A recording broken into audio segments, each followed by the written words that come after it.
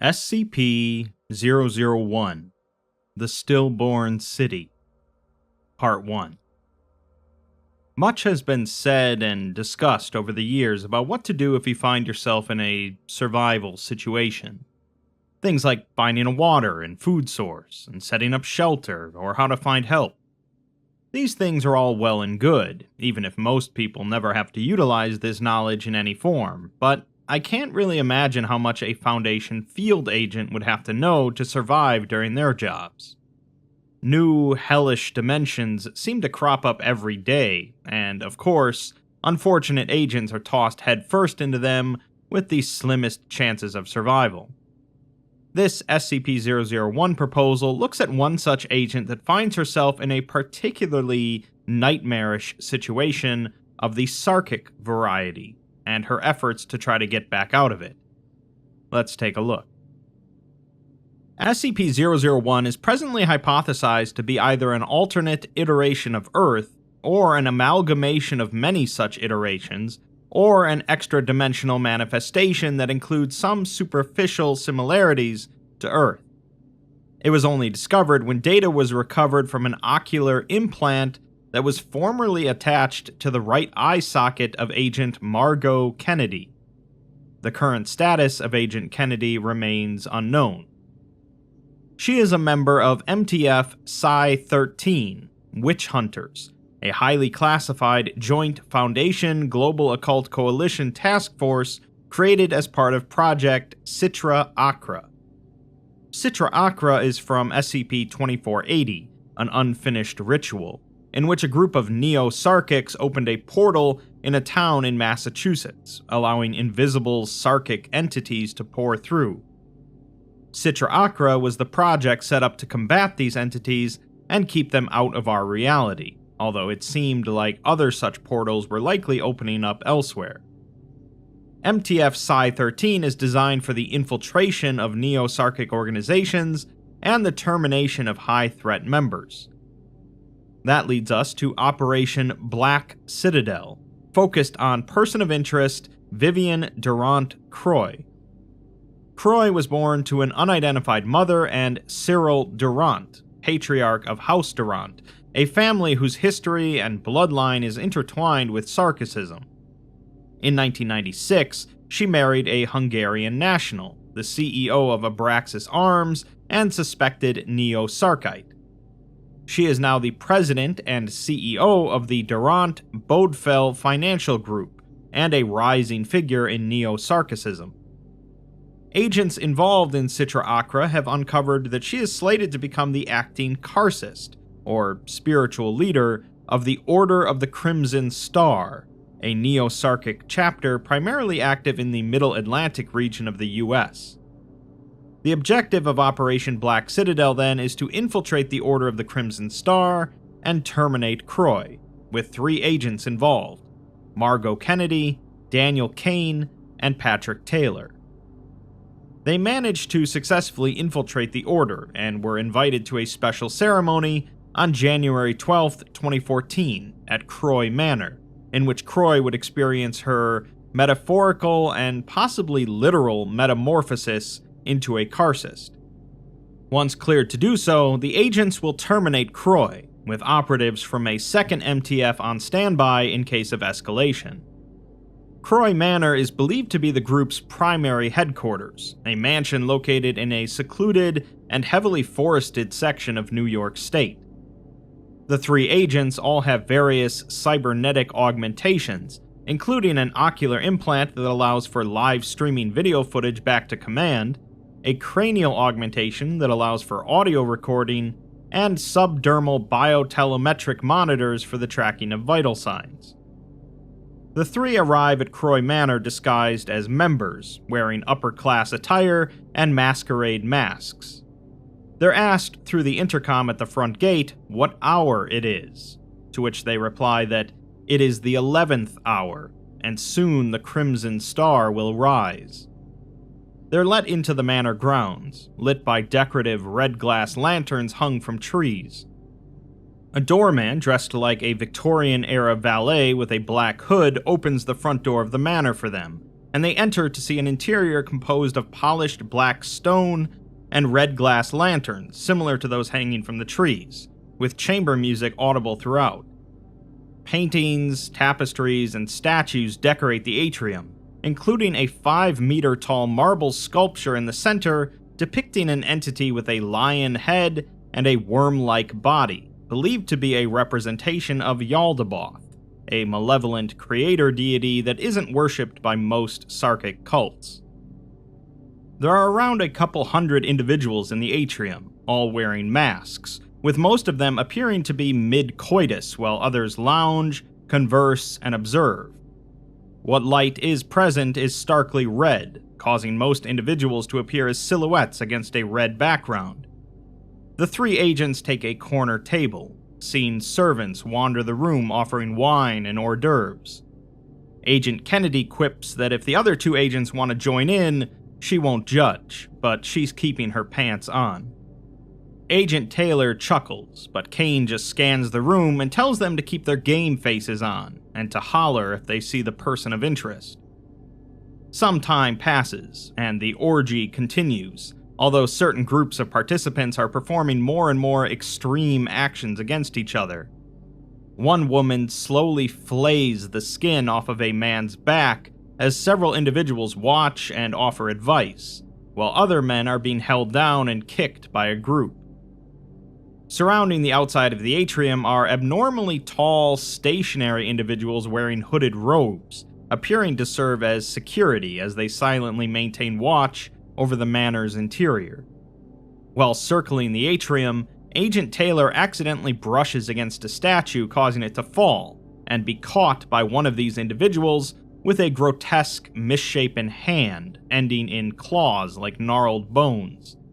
The entity's only vocalization is a growl. Command orders Kane to continue the search for Croy, while Kennedy and Taylor remain at the atrium, where they begin to kiss in an effort to blend in. Kane slips out of the atrium and deeper into the manor to a series of chambers that encircle the atrium and contain smaller rooms for meetings. He overhears one conversation about some blood that is diluted and weak, but another individual says that even the smallest drop of the true blood sets them apart from the swine. Any remnant of the Sisterhood's genes is full of potential.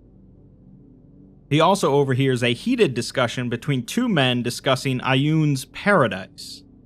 One man calls it a pipe dream, saying that Ayun failed to reach apotheosis, and such failure should be interpreted as a warning. True paradise is available to those with the power to seize it, and Ayun threw away his potential for godhood for altruism. The difference between them and the Proto-Sarkics is that the Neo-Sarkics seek power and are unafraid to use it. Ayun consumed the death of gods, and they consume Ayun, or at least his dream. Carnomancy serving the many has a limit, but when it serves the individual is when the real power can be felt. The other man says that he has seen things in those backwater villages that would turn his stomach, insane things he couldn't begin to replicate. The one man says that they have traditions, not power, as power comes from ambition. The Neo-Sarkics are the true disciples, and he can revere Ayun all he wants, but if he wants real power, he should try supping at the bowl he did. The other man asks if he means Yaldabaoth, but the man cuts him off, telling him that they never know who could be listening. Kane also overhears a man and a woman speaking with a hunched, cloaked figure with pale tendrils dangling from its cowl, identified as Karsist Tuslar. The Karsist's speech is incomprehensible, but the man asks if they are here to enact the rites, as he doubts that they've come all this way just to speak with those so far beneath them. The woman thanks the Karsist for their words of wisdom, and says that she looks forward to them and Karsist Sakaral opening the way. Kane then encounters an entity with the appearance of a quadruple amputee woman, equipped with unusually long blade-like prosthesis. Closer analysis of this footage suggests that the appendages are actually part of her anatomy, and likely the result of Sarkic flesh crafting. The subject balances on her pointed limbs with her hips raised off the ground and chest facing upwards, completely nude except for a black blindfold. Her skin is marked with intricate but unrecognizable sigil tattoos, as well as piercings, and she approaches Kane while crawling backwards on all four limbs. Command reminds Kane to remain in character, and he complies, allowing her to do something that's been removed from the record. Kane completes his interaction with the woman after an interval of approximately 36 minutes, and Command orders him to continue his search for Croy, although he's interrupted by the ringing of a gong-like instrument. Guests immediately abandon their activities and proceed down a hallway located at the atrium's northeast, so Command orders all three agents to follow the crowd. The video feed shows a grand dining room containing many circular tables, as well as a long table reserved for the more prestigious guests. The agents seat themselves and are joined by 12 other guests, as servants enter and serve a full-course dinner. The main course resembles beef, and is served with chateau potatoes, and Kennedy remarks that it doesn't taste like steak, more like pork, before realizing what it is. Command tells her to remain in character, and she consumes the rest of the meal quickly, struggling towards the end, while Taylor refuses to eat, merely sipping at the champagne. Throughout the course of the meal, the agents engaged in conversation with the other guests, revealing a few tidbits of information. All of the guests at the table were born to or married into families whose accumulated wealth and power dates back centuries. At least 2 of them are politicians at the US federal level. At least 1 owns an arms manufacturer that is regularly considered the 3rd largest in North America. At least 3 are involved in the financial sector, including stewarding several significant hedge funds, and at least 1 is a partner in a major law firm, dealing with international trade and negotiations between nation-states. The others appear to be socialites, their source of wealth unknown. At least 1 conversation noted the participants' enjoyment of illegal underground fighting rooms, often leading to grave injuries or death. Neo-Sarkites, at least among the black blood upper class, appear to be prone to schemes and conspiracy, with it being rumored that Croy achieved her position following the assassination of a rival, a common tactic among Neo-Sarkites. The gathering also includes guests from other Neo-Sarkic cults, such as Adatum's Wake, the Hunter's Black Lodge, the Esoteric Order of the White Worm, and the Leviathan Society. The gong-like instrument then sounds again, causing the guests to return to the atrium, where the lion-headed statue is no longer present. Instead, a hidden spiral staircase is revealed, and the agents follow the other guests as they descend down, the steps appearing to glisten as if damp. A red organic substance coats the stone like a slime mold. The staircase connects to a subterranean structure which more closely resembles a temple rather than a cellar, and they continue through a hallway which leads into a spherical chamber containing an empty basin made of bones and skulls. The chamber is designed much like an amphitheater, allowing the guests to comfortably occupy it in staggered stages of platforms. Approximately 15 bound and gagged women, men, and children hang upside down above the basin, which itself contains a large, pulsating object resembling a chrysalis.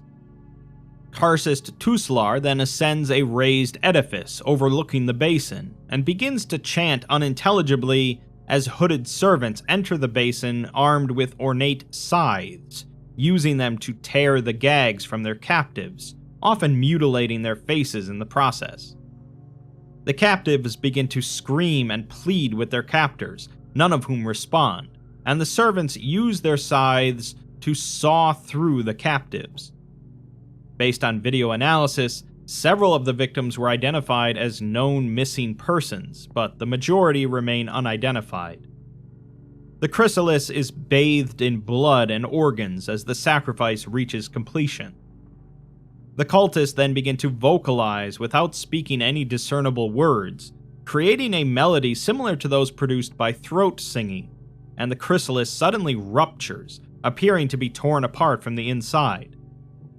An entity rises from the mangled husk as the chanting grows louder and the video feed begins to violently distort.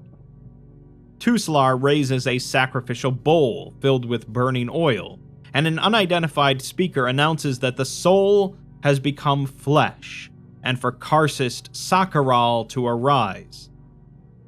Based on the appearance of its humanoid head and torso, the entity is quickly identified as Croy, who has undergone significant metamorphosis. She now stands on 3 legs, appearing to be approximately 2.7 meters tall, and much of her body is composed of white and black chitin. She now has 6 wings with black and gold markings, 2 raptorial arms, a pale humanoid upper body, and long blonde hair.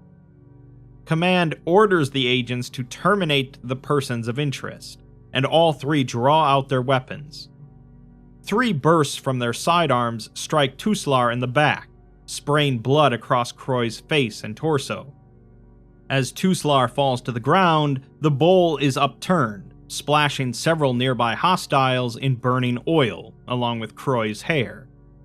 She screams and raises 2 upper extremities ending in sharp claws, resembling those of a crab. 2 robed hostiles carrying scythes pounce on Kane, their scythes slicing through his midsection entirely, spilling blood and entrails onto the ground. Kennedy and Taylor retreat to the atrium, firing on the 2 hostiles as well as Croy, who is pursuing. Kennedy covers Taylor with suppressive fire as he places remote-controlled explosive devices throughout the stairwell. The 2 then continue to retreat before detonating the explosives, which collapse much of the atrium's floor, creating a large fissure and spreading fire to the ceiling and surrounding walls. The structure of the manor begins to shake in the resulting explosions, with marble and plaster debris raining down on the 2 agents. 4 robed humanoids charge at the agents, running on all 4 limbs, and Taylor fires his pistol at one of them, drawing the attention of the pack. They shed their robes as they approach, revealing pale, naked flesh and faces dominated by toothy, vertical mouths. The 4 pounce on Taylor, and blood sprays across the ground and into Kennedy's face. She is momentarily blinded and calls out to Taylor, but as she cleans the blood from her eyes, she sees the 4 entities grinding their mouths on Taylor's eviscerated corpse.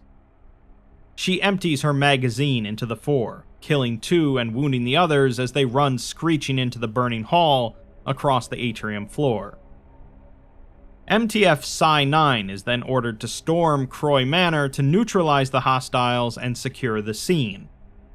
Kennedy sees that the spreading fire prevents access to all prospective escape routes, and the floor collapses beneath the 2 fleeing entities.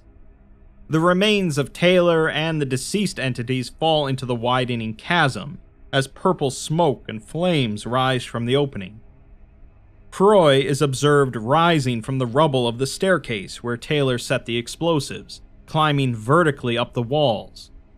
Her skin is rippling underneath the carapace, exuding more layers of chitinous material to seal the wounds sustained in the falling rubble. Kennedy shouts and fires several shots at Croy, wounding her shoulder and causing her to momentarily shudder. The video feed distorts as the walls begin to crack and exude organic material resembling blood, and the apertures in the wall form gaping organic wounds.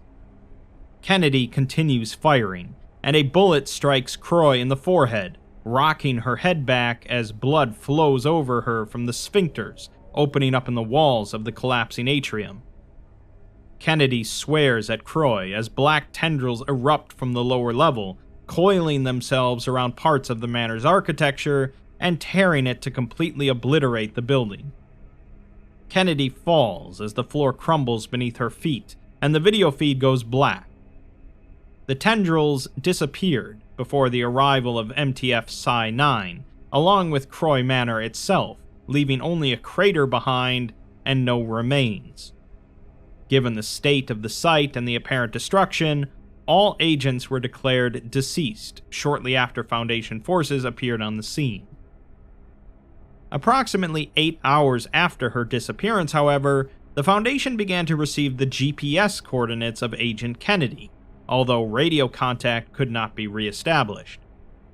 Kennedy's signal was traced to an alleyway in a district in Hong Kong, over 12,000 kilometers from where she had initially gone missing. Only her augmented right eye was ever recovered.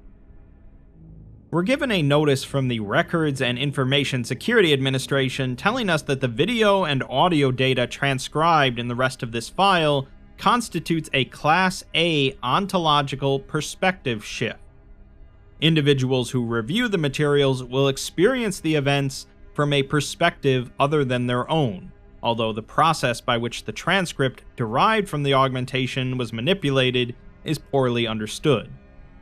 The video file frequently suffers unexplained distortions throughout its entire 1,224-hour length, although these distortions are only visible for fractions of a second, manifesting as symbols of unknown meaning. Over 80,000 symbols have been detected by video analysis software, with each instance being unique, non-repeating, and cognito-hazardous to observers. The remainder of the article details Kennedy's experiences while missing, written from the second perspective as part of this ontological shift when a viewer re-experiences it through the augmentation. I'll try to read these sections verbatim as much as possible to maintain that effect, although I will note that there is some harsh language used throughout. You regain consciousness slowly, blinking at the dim red light surrounding you. The air is full of dust. Red light seeps from the walls with no obvious source. The red intrudes into your forebrain like a glowing hot poker pulled directly from a fire.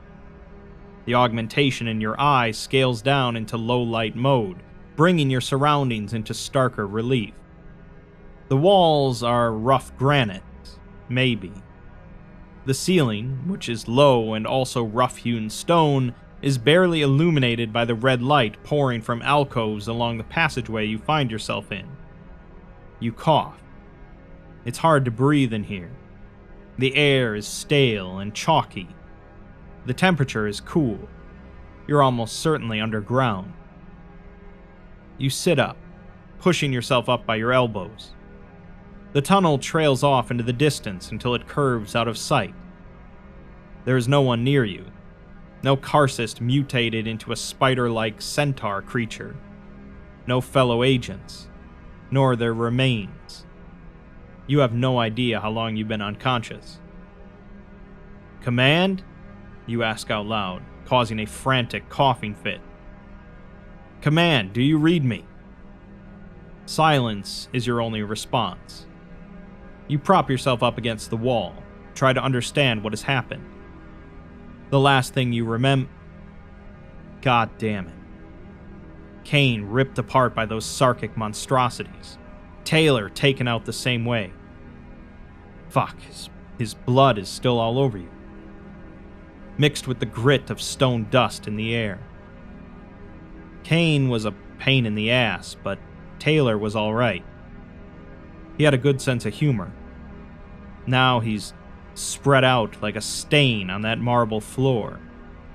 If the manor is still standing, that is. Wait, how did you get here? Everything hurts. Your lungs are filled with rock dust. Your arms and legs. Your head from whatever fall you took through the floor of the manor. Your ego. What was that fucking plan? Infiltrate a cult gathering and put a hit on a monster. You'll have backup, they said. Sure. Where? The next country over? You thought when you came in from the military that the Foundation would be different, but there's even less respect for the grunt here. Kane and Taylor died to accomplish the mission. You're just sure there were better ways to get this mission done. You look around at your surroundings. The darkly colored stone walls are covered in a creeping organic material rising along the walls from the floor. The material seems like kudzu, but made of scabs and flesh and teeth. You stand, finally, dusting yourself off and checking for injury. Other than soreness, there doesn't seem to be anything wrong with you. You've even still got your pistol, a semi-automatic with a dozen rounds left. You reach out and touch the kudzu, feeling the rough surface with slight give. It's hard and yet spongy with a moist texture. A wave of revulsion travels down from the base of your skull to your stomach, leaving a sour pressure in its wake. What is this place? The light from the alcove comes in through cracks in the walls, so maybe not fully underground. Alright, time to find out where you are. So you walk down the tunnel. You pass a dozen alcoves until around the corner you spy craggy, uneven stairs cut from the stone, leading up into brighter light. A courtyard. Better stonework here, giving off less cave energy and more Paleolithic civilization. The courtyard even has stone plates for flooring. Symbols carved into the faces of the plates have been worn down by the elements. You stumble on a loose stone tile, causing another coughing fit. The air no longer smells of stone dust, but the air all around you is still choked with dust. Red dust, like pollen. Does anybody read me? You're trying the radio again. This is Agent Kennedy requesting evac from wherever the fuck I am. On top of the complete blank on my location, I've got no food or water. Any help you can give me would be appreciated. Nothing. What did you expect? That there'd be better signal up above ground and out of the cave. Which is reasonable, but still not true, apparently. The muddy red dust motes float on the air like spores from a crushed mushroom. You can't help but breathe some of it in. It tastes like cinnamon and blood. The sour pressure in your stomach intensifies for a second. Please don't be sick. You don't need to vomit in this place. You cough again, this time producing red mucus into the palm of your hand. You're dizzy and exhausted. Alright, enough of this. You go back down the stairs and lay down on the stones in one of the alcoves. Over the next 12 hours, you rest fitfully, waking from nightmares, and then try to re-establish contact with command. You try on 4 separate occasions, each time walking up the stairs to the courtyard. In all that time, the light never dims, pressing into your eyes like a burning brand. Day 2. You know it's day 2 because of the augment in your eye. It's still counting the seconds for the mission timer at the corner of your vision. But otherwise, nothing has changed outside. You check every few hours. You had hoped something would make sense, that the sun would go down. Is it even the sun? Just suffused reddish light over reddish stones and scabby vines of teeth and viscera. The dust is worse now than when you first went topside, but you're going stir-crazy. No radio contact with command for over 18 hours, and you need to find something to eat, and more importantly, something to drink. So here you stand at the end of the courtyard again, staring out into the dust/pollen/bloodstorm. It blocks out anything more than a few hundred meters away. But unless you think this will end by wishing it, you know you need to get a sense of where you are. Working under the assumption that nothing I transmit is being received by command. But for posterity's sake, I'm leaving my shelter to locate food and water. If they can't hear you, how can they come find you? Would they even try? Can't be that concerned with your survival, or they would have sent you in with more firepower. How were 3 agents supposed to get out of that manor alive? You know the answer. You just don't like it. Your getting out was, at best, a secondary goal. Mission accomplished. They'll be remembered as heroes. Fuck all the way off. You tear at the hem of your evening gown and tie it over your face like a mask. You cross the courtyard and into the space beyond. It's a structure of similar materials, similarly covered in meat kudzu crawling along the floor and up the walls. There's another stairwell here, going steeply up. You climb for nearly 5 minutes until you're on a bare rooftop overlooking the surrounding area. Through the swirling blood pollen, you can see nearly a dozen fat, black ziggurats in the distance. You stand on the top of what must have been a ritual space or temple complex, but it's seen better days. Huge portions of the roof have caved in, and whatever idolatry which used to decorate this place is gone now.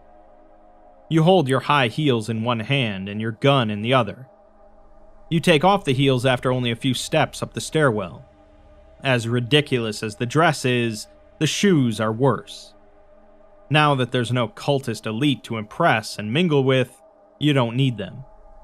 They sail through the spores and into the blank red desert between your temple and another nearby.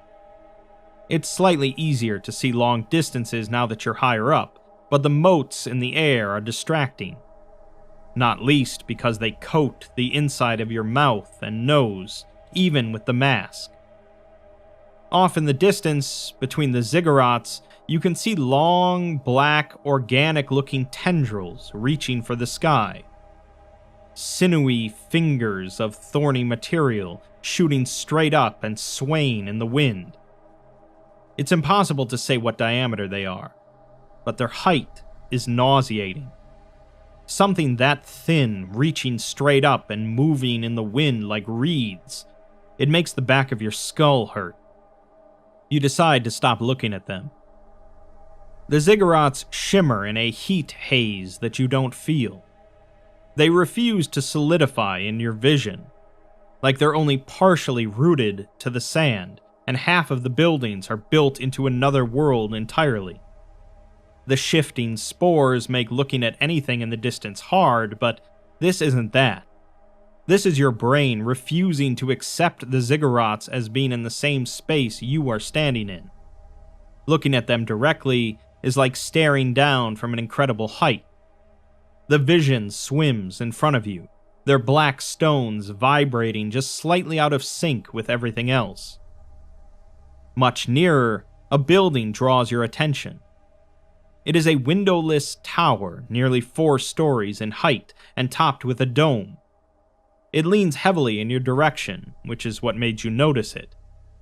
In fact, you can't figure out how it's still upright with the lean so dramatic. It's got to be an almost 45-degree angle from the reddish sands. But there's holes broken into the side of the tower, and with that lean, you think maybe you could get inside. You climb down the stairs, cross the courtyard in a different direction, and walk out onto the sand in bare feet. It is lukewarm and spongy between your toes. Not like sand at all. You approach the leaning tower and look up to the nearest hole. Clearly something very heavy hit the stones and ruptured the structure. They make you think of catapults for some reason. You climb along the rough stones making the wall and tuck yourself into the opening, landing badly and rolling down into a room filled with urns. The interior walls are covered in the same organic material you saw in the chamber you woke in. The material is hardened, resembling the crust of a scab. In places, the material has cracked open with blood and bile leaking out. Amongst the pools of coagulated organic liquids are hundreds of containers, earthenware, and wicker baskets. You start sifting through them, looking for unbroken containers. Most of them are empty or busted open, but you need to find something, so you keep looking. After an hour, you have found a total of 3 amphora that are sealed and still filled. One contains honey. The other 2 contain some sort of wine.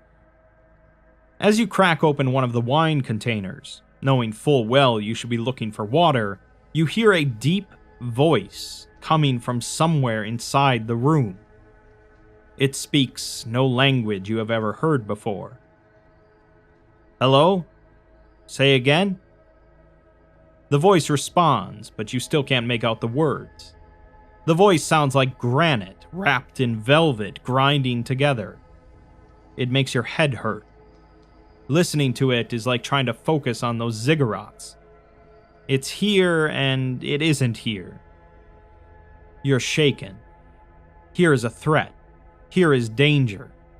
You pick up one of the broken urns and brandish it as a weapon around the ruins of the storehouse. I can't understand you. Who's there? The voice does not repeat itself.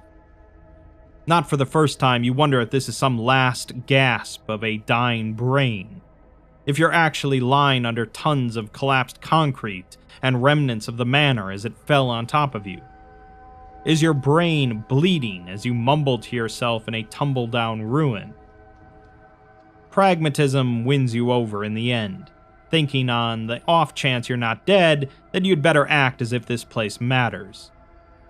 You decide it's time to go, climbing down to the ground while struggling to keep the 3 amphora protected against your body. You slink your way back towards the original ruined temple. It's not comfortable, but it is the only familiar ground you know. The coughing hits you halfway across the short empty space between structures. You almost drop the amphora. You drink some more wine. It burns but has a pleasant aftertaste of nutmeg and cardamom. Maybe it's made from some rice, but you've never been a wine expert. It's just a relief to find something to drink. The climb and the coughing and the scare have wiped you out. You retreat back to your cool stone cave, prop yourself against a wall, and slide down to the floor. It takes a while for sleep to come, but when it does, another thought rips away the drowsy comfort of unconsciousness. If you're not dead, maybe that bitch from the manor isn't either. Maybe she's here too. And if not her, someone else. You slide your pistol out and lay it next to you, within reaching distance. This is not a place where you want to be vulnerable. Day 3. Far too much time passes without you doing much other than drinking the wine and sleeping. You haven't found anything to eat but honey, and nothing to drink but ancient wine. You can't just sit here forever. Nothing to be gained by drinking yourself stupid and waiting for something to eat you. You aren't a teenager sitting in the dark wondering about your place in the high school hierarchy. You're a fully fledged Foundation agent and in an alien world. You have a job to do, not least of which is finding a way out of this fucking place. So get off your ass. The spores/dust storm have not lessened, and the light is still the equivalent of mid-morning. You try to transmit again. Everything I see is being recorded. If I get out of here, yeah, maybe we can get something out of this. Kane never made it out of the basement, and Taylor, Jesus fucking Christ. You sigh and rub at your temples. You've had a dull headache behind your eyes for hours now. The ghost of a hangover, maybe. The target POI is apparently not here. Maybe I managed to neutralize her. Hit her right in the forehead before the room collapsed. Hope I killed the bitch. You start walking into the dust storm, holding one of the amphora in your hands. You should throw it away, really. More booze won't help anything. But you don't. You don't really care if it's bad form to be drunk on a mission. You don't really care if you're just making your dehydration worse. Wait, is that a myth? Does drinking wine make you more thirsty? Not that you're even feeling it yet. Too tired and sore and fucking terrified to feel thirsty. You adjust the impromptu dust mask of your dress material to fit snugger against your face. I don't know what to make of this place. The air tastes like blood, It burns. Look at what it's done to my skin. You hold out your left arm, showing the lesions running up and down your forearm to the recording augmentation. In the light, the lesions glisten slightly, like they're open to the air. It doesn't hurt, but does make the skin on your arm feel tight and uncomfortable with any flexing. Each of the small wounds is purple, and the surrounding flesh is tinted red with irritation. You wonder if leprosy is part of Sarkic magic. What do they call that? Something to do with meat. Of course it is. Always flesh this and flesh that. If you never had to read about another horror construct or eldritch cult, your life would be so much better. Is this a flesh-eating bacteria? You don't know how that works. You've always imagined your skin dissolving like a fizzy pellet you drop into water and drink to fight off nausea. What you wouldn't give for a fucking ibuprofen. The headache throbs behind your eyes for emphasis. I found some food, so maybe I can find some medical supplies as well. I know honey has some antibiotic properties, or I think it does. I smeared some of it on the lesions. No idea what I'm doing. I drank 1 urn full of wine. I guess it was wine. It tasted a bit coppery and reminiscent of cardamom, but also vaguely boozy. Sorry if that's unprofessional. I've been here at least 2 days, maybe more. But I'm not thirsty. I should be dehydrated, especially only drinking wine. I don't... You're interrupted by a screeching, echoing howl reverberating behind you. You turn quickly and look back towards the tower and ruined temple complex. Your augmented vision searches for contacts, a source of the unnatural sound. But you find nothing, and after a few moments to steady your breathing, you continue out into the dust. Bodiless voices talking to you in arcane languages. Shrieking beasts out in a dust storm impossible to locate. Stepped black pyramids that shiver in a heat haze despite the cool air, shimmering like a mirage even from up close. Flesh tendrils reaching up and up and up. And you're covered in little weeping wounds, making your arm look like it had been chewed on by 1,000 chittering insects in the night. When you were in training, they outlined what to do if you were in an extra-dimensional space, and none of that makes sense to you now. No one ever prepared you for the dreamlike quality of being faced with dozens of unreal but real things everywhere you look. Not for the first time, you wish someone would just tell you where the fuck you were. Is this hell? Is it a hallucination? If it is, you wish it would end. Day 5. Wandering past the ziggurats, while trying not to stare at them as they vibrate in and out of reality, and through the small forest of tendrils, which reach up at least 80 or 90 meters in the air, takes most of the day. You stop for rest in the shadow of a stepped pyramid, sleep poorly, and then continue on. When your chronometer says you've been here for at least 100 hours, you find yourself approaching a new structure. As you've been periodically doing, you try to transmit again. Keep some sort of record. It's not talking to yourself if you're making a record. I haven't seen anyone. Well, it's lifeless, but not. The ground is alive. The walls are alive. The place is crawling with flesh. The growth is everywhere, crawling up any surface that will hold its weight.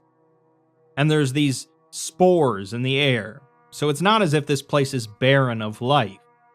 But I haven't seen a single person or animal in all this time. No bird song, no bugs, just spongy sand, blood-red dust, and scabrous kudzu everywhere. You're wandering along reddish sand, dotted with the occasional organic structure twisting in corkscrew shapes from the sand. You turn to the structure you just saw, a large building roughly 30 meters in height, which is made up of hundreds of strands of that same scabby growth. The strands burst from the sand without obvious foundation. Sphincter-like openings dot the side of the building facing you. You feel like the openings in the flesh are just like those that showed up in the manor at the end. Is that like a common aspect of Sarkic magic? Why couldn't you study something before a mission just once? I'm hearing things. Whispers in a language I don't understand. Fuck, I guess I have seen some people. And look at the growth. Tell me you can't see faces in there. As you approach the building, the vines twist into shape, mimicking a face, contorted with agony. A pair of hands reach out towards you, frantically trying to find purchase. Then they're gone, almost as quickly as they appeared. You wonder for the 1000th time whether what you're seeing can be trusted. By the time I get any closer, they're gone. If someone is in that stuff, they want out. Or they want me in. Either way, a good reason not to get too close. The wind howls and you look up at the spore-dominated sky. And this dust or whatever, it moves unnaturally. Can you see it? It hurts just to look at it. Sort of floats on the air and moves differently than the wind. Maybe I've lost my shit. The voice returns, grinding dust between molars of stone and making sounds you've never associated with language before. You sigh. It isn't upsetting anymore. Or, better to say, it isn't as upsetting anymore. Spooky voices lose a lot of the fear quotient when they just say random shit for days on end and never really get around to threatening you. If this was a scary movie, they'd have said something full of dark portent by now. But so far, it's just gibberish. I wonder if you're picking that up, or it's just in my head. The voice responds. More nonsense. It has to be talking to you. There's no one else here. Then again, you still can't figure out where it's coming from. What if it's not talking to you at all? What if the only active thing you've discovered here doesn't acknowledge your existence at all? You never realized how social a person you were. Nearly a week without interacting with a single person in a meaningful way. You would give anything to have an actual conversation. I wouldn't even mind hallucinating the voice if I could fucking understand it. A wind picks up, and the spores gather around your face, clouding your vision. You wave your hands in front of your face as if the spores were a crowd of bees circling, but the spores don't even notice your attempts to bat them away. They float around your arms and force their way into your ears, nose, eyes, and throat. You gasp, you choke, you cough wetly for several minutes. The fit wins you, and you bend over spitting red mucus into the sand. You try to catch your breath and only stand erect when the coughing has subsided. A voice then says, "There. Much better." What in the... I understood that. The voice replies, "Good." Who are you? No, fuck that. Where are you? What did you just do to me? The only response is the shifting sand and the sound of the wind. You scream. You scream until your throat is ruddy with blood and spores, cinnamon and copper in your mouth. You hyperventilate. You cough, and cough, and cough. You wipe your mouth with the back of your hand, and you see the lesions on your left arm have deepened to crimson. The lesions are less puckered, but the skin around them has a rough texture that wasn't there before. Your right arm is also slightly discolored now. Terrific. You move on from the building made up of corroded flesh and hair and teeth, and head out into the dust. What good is this mask even doing? Did the spores react to the voice? Are they doing this to you? Why? What have you ever done to deserve this? Fuck Command. Fuck the Foundation. And fuck all Sarkics who have ever lived. Day 7. What does time mean? The sun has set. You're sure of it. The red light has dimmed here. It must have at some point. The digital counter keeps going up in your vision. You wonder what would happen if you ripped it out of your head. Oh look, another run-down building made from red stones and covered in fleshy growths. If they didn't have such varied shapes and dimensions, you wouldn't be sure if you were looking at the same building day after day, just walking in circles. Every landmark here you've seen is in one of several architectural styles, and you don't know what any of them mean. And still, you trudge forward. Wandering to this yet another dilapidated ruin, you find a room containing a primitive stove, a man-sized cauldron, and several earthenware containers. You find another jar of honey. Oh, thank fucking God. But the rest of the foodstuff is rotten, disintegrated, or consumed by the ropey tendrils of the organic growths crawling over every surface. You climb to the second floor, encountering a large room evidently designed for communal living. Against one of the walls in the living area, you see several wicker cabinets. You open them, finding a robe of material that feels like wool. You tear the ruined evening dress off your body and wrap the crimson robe around your skin. At the bottom of the cabinet, you find a belt made of some sort of leather with a simple clasp. You cinch the belt at your waist on top of the robe. You consider resting, but other than new clothes, you found nothing of use. Now you're wearing the clothes of someone 1,000 years dead. You should feel horrible about that, or at least uncomfortable. But the robes are still soft, and they only smell slightly of must. You're dressed like a bloody monk in some dark brotherhood, but hey, this place has offered so little comfort, why not take solace in what you can find? So you continue up the stairs. On the third floor, you find what must have been a library crammed to bursting, with shelves overladen with tomes and scrolls. At the end of the room, a table sits pushed up against one wall, and there's someone at that table, seated in a chair, holding an unfurled scroll. You approach slowly, with pistol raised. As you get closer, you realize the figure is wearing a full suit of ancient-looking bronze armor, posed as if reading. There's something strange about the armor.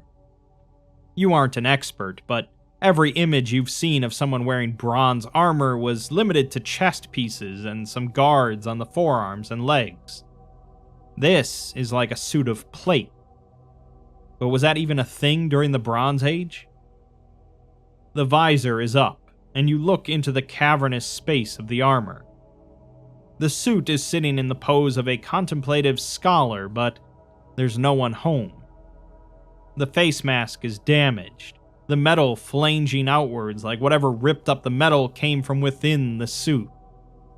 Whatever happened, it was a violent escape. You imagine a tendrilled horror bursting from the face of some respectable knight, ripping through teeth and jaw and nasal cavity until pressing up against the bronze and tearing that like paper too. On the table is a bronze sword laid out in front of the armor, presumably belonging to the owner. You run your finger along the edge lightly, gasp, and pull your finger into your mouth. Damn it, still sharp. You pause as you consider the sword. Actually, you grasp the hilt of the blade, but notice a thin trail of organic material connecting the sword to the armor, and to a mass of that scabby kudzu on the floor climbing up the legs of the table. Your eyes trace a line from the armor to the pile of growth. Oh, fuck. You jerk your hand away, still holding the hilt of the sword, snapping the trail free from the larger mass. You hastily wipe down the hilt with the hem of your robes and back away from the armor. What the fuck happened to them? Was whatever burst out of that armor the person who used to wear it, and that's what is left of them in the corner?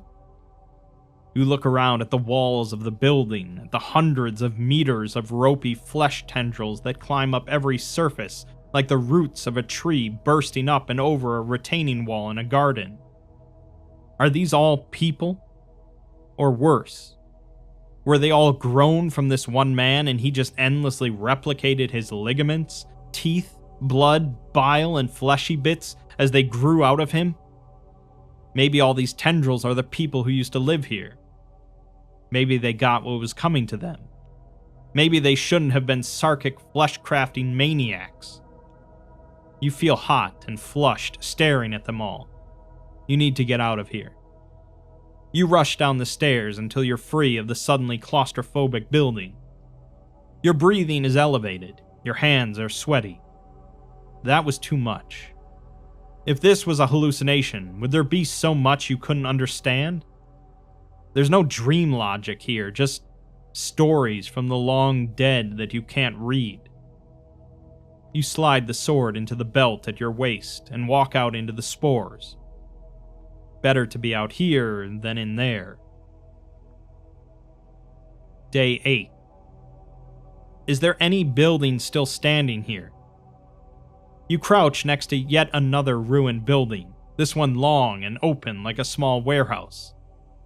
This building is constructed of muddy red bricks, but still covered in that endless fleshy vine. The purple-black of the growth starkly contrasts with reddish bricks. The growth squirms as you lean in to see better.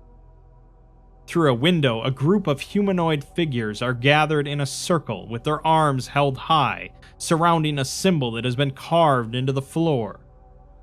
They appear to be chanting, but their voices are muffled by distance and the wind. You concentrate, focusing past the constant distraction of the chest pain and headache brought on by the coughing. The augmentation in your eye enhances, showing the ritualists in greater detail. They are dressed in finely tailored, upper-class attire from a multitude of eras. There are tattered frock coats and half-crumpled top hats, whalebone corsets and dirty robe de style, rotten furs and three-button suit jackets with matching power ties. Nothing makes sense about it. But in this red nightmare, it's the least of your concern. Their faces, on the other hand, make you nauseous. The faces are chimeric, displaying octopus tentacles, bull's horns, eyes that look like insects, and other non-human features. None of the ritualists look the same as any other, combining a variety of non-human features. They are hard to look at. Gazing upon the symbol on the floor proves even harder. No matter how your eye focuses, you can't quite trace the lines of the sigil. You can see it all at once in a blurry manner or focus on individual parts, but you can't make it resolve in your mind. Every aspect of the ritual is wrong to you. Not morally wrong, exactly, although you do not hesitate to judge them and their disgusting religion, but off, out of sync with reality, if this even is reality.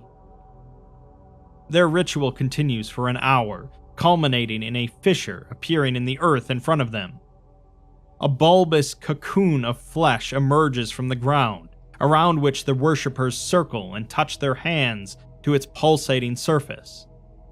Then their hands plunge into the pink, wet tissue, with a sound like 50 plungers in 50 toilets being worked up and down.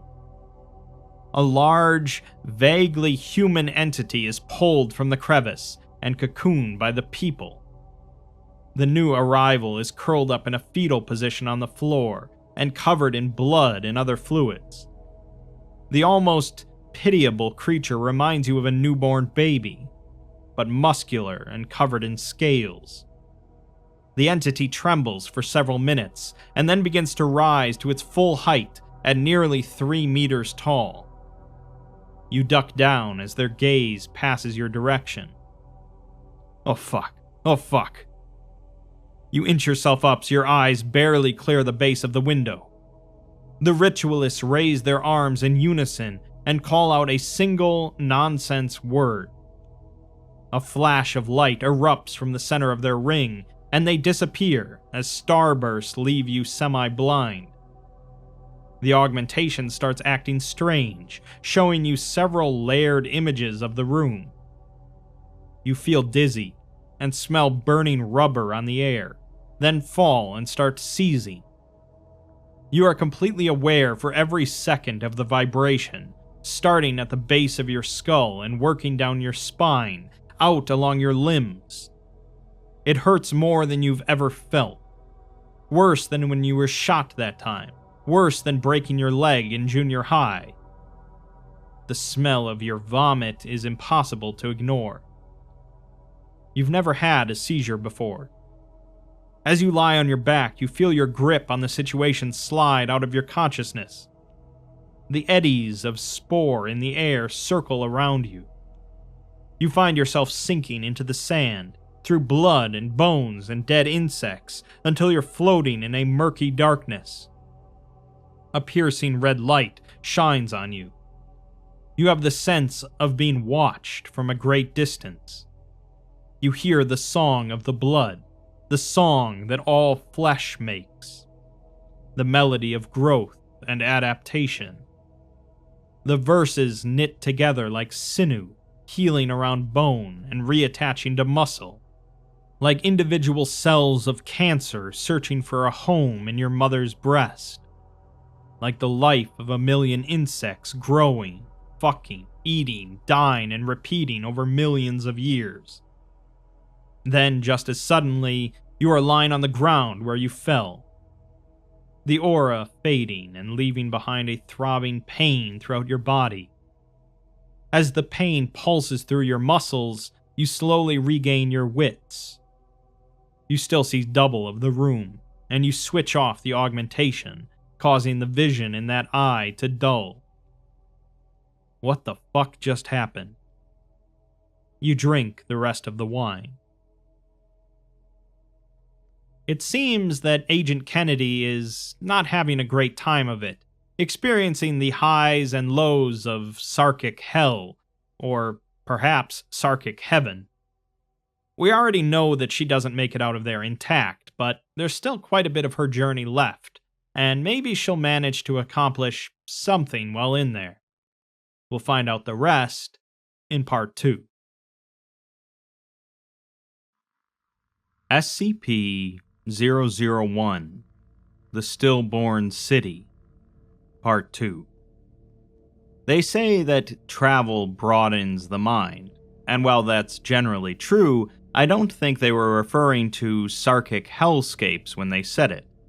That's exactly where Agent Margot Kennedy has found herself, after an attempt was made to wipe out a Neo-Sarkic organization.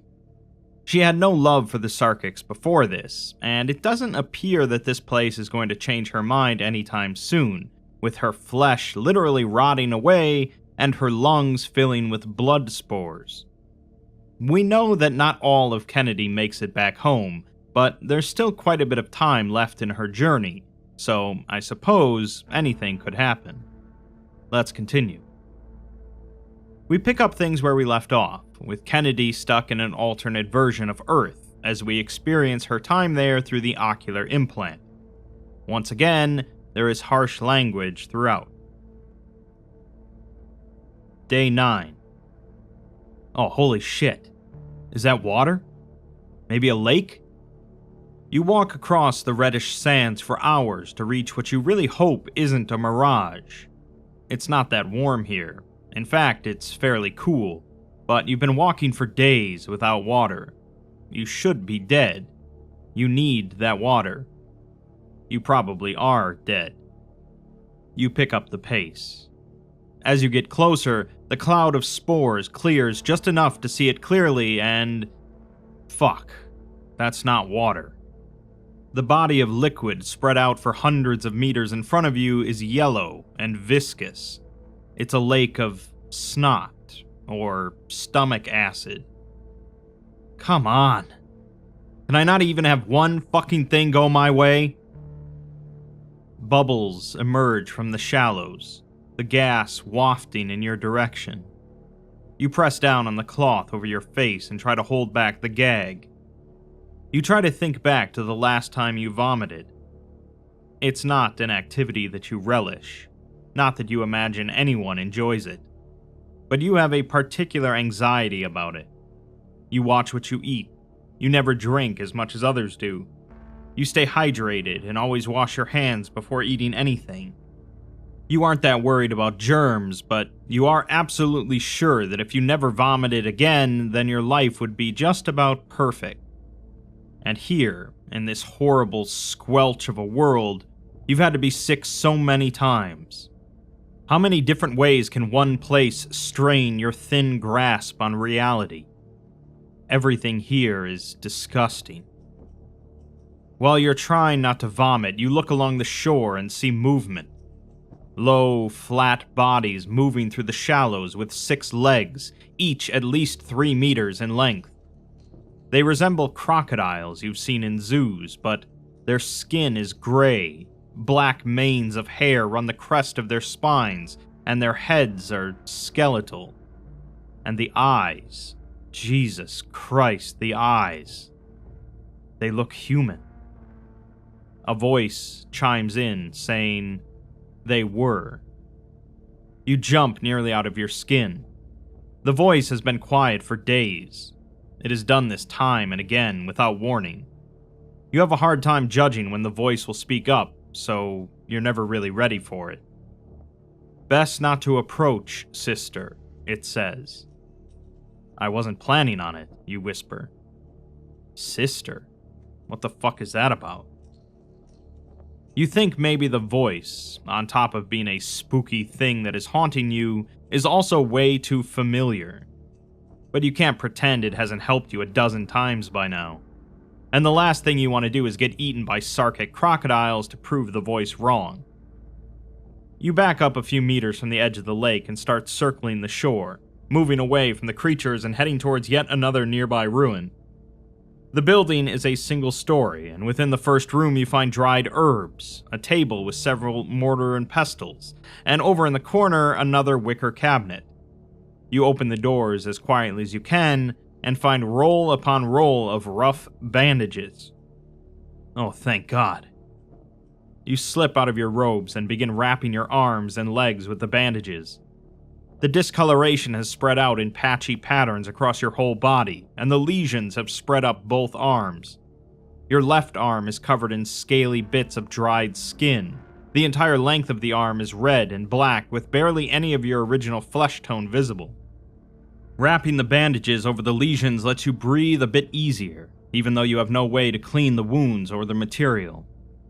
It hurts to have the ancient cotton tightly pressing against the lesions, and yet you feel relieved. So many open, weeping wounds to this blighted air and the spores has been making you anxious. Well, more anxious. You move through the room and explore the ruin. Beyond the room you've decided is an apothecary. There's a short passage and then a large open chamber. Against the walls are a variety of statues. Human, an animal, an abstract. Each of the statues is defaced and intentionally damaged. Not a single face or inscription is whole, clearly having been scratched out or struck with weapons. Ruined tapestries are piled on the floor behind some of the statues. You try to lift one up to examine, but it falls apart in your hands. At the end of one side of the room is an altar made of stone, stained brown with several ritual-looking daggers of obsidian. Behind the altar is a fountain that is dry now, but had clearly been in use at some point. The water feature seems to be the focus of the area, with the altar inscribed with etchings of the fountain. What did it signify? Life? Death? Bounty? The wall behind is gilded and inset with precious stones. It too has been damaged, you see, with the walls of the pool crushed in places. Even if water still flowed, it would escape out onto the floor. Above the fountain is a stele inscribed with sigils you don't recognize, but they make you feel disoriented. What was this place like when it was in use? There must have been a bustling crowd here to worship at the various altars. This place must have been the center of activity for the community. And now it's destroyed. Devastated not just by time, but intention. Someone took tools to these statues. Someone scraped clean most of the iconography on the walls and altars. Not saying I disagree, but whoever did this was not a fan of religion. The voice states, "Do not worship those above you. Ascend to heaven and consume the gods." Charming. You move towards the other side of the large chamber in the direction of an open door leading to a courtyard, when one of the hairy crocodiles shuffles in through the portal. It opens its mouth and emits a high-pitched wail. The teeth within the mouth are glassy black and resemble the obsidian knives. Oh fuck. You were so sure you avoided their attention. You quickly turn and slip behind one of the larger statues, nearly 3 meters in height, and crouch behind it, sneaking glances between the legs. The lizard slowly enters the room and walks the circumference exactly as you originally moved around the interior of the building. After a few minutes, it approaches the statue you're hiding behind. Your breath is hard in your throat, your fingers gripping the pommel of the sword so hard your knuckles are white. You draw your sword and hold it high above your head as the snout begins to round the corner of the statue's base. You slam the blade across the bony snout just as it opens its mouth to wail again. The 6-legged, skull-faced lizard screams in a very human manner, echoed by more high-pitched wailing from outside the temple. The reptilian creature hurriedly retreats, but you leap from behind the statue and plunge the point of the sword into the skull of the creature, impaling it to the stone floor beneath. The bastard struggles for a few seconds, and then falls dead, black ichor leaking from the wound and out its mouth. When you go to pull on the blade, you find it firmly rooted to the stone. What the fuck? You have to really lean on the blade, pulling with all your weight to free it. You stare at your hands. You push the body, moving it 1/2 meter on the floor, finding it easy to push it aside. There's a puncture in the stone from the tip of the blade, covered in the ichor. The gash in the floor is clean, as if scored by power tools. These things must weigh 400 pounds, and this is slate. I shouldn't have been able to do more than scratch it. You rub at the divot in the stone, clearing away the black liquid. It is a perfect fit for the tip of the blade. You shudder. This shouldn't be possible. You kick at the monster's corpse, crushing its skull like paper beneath your bare foot.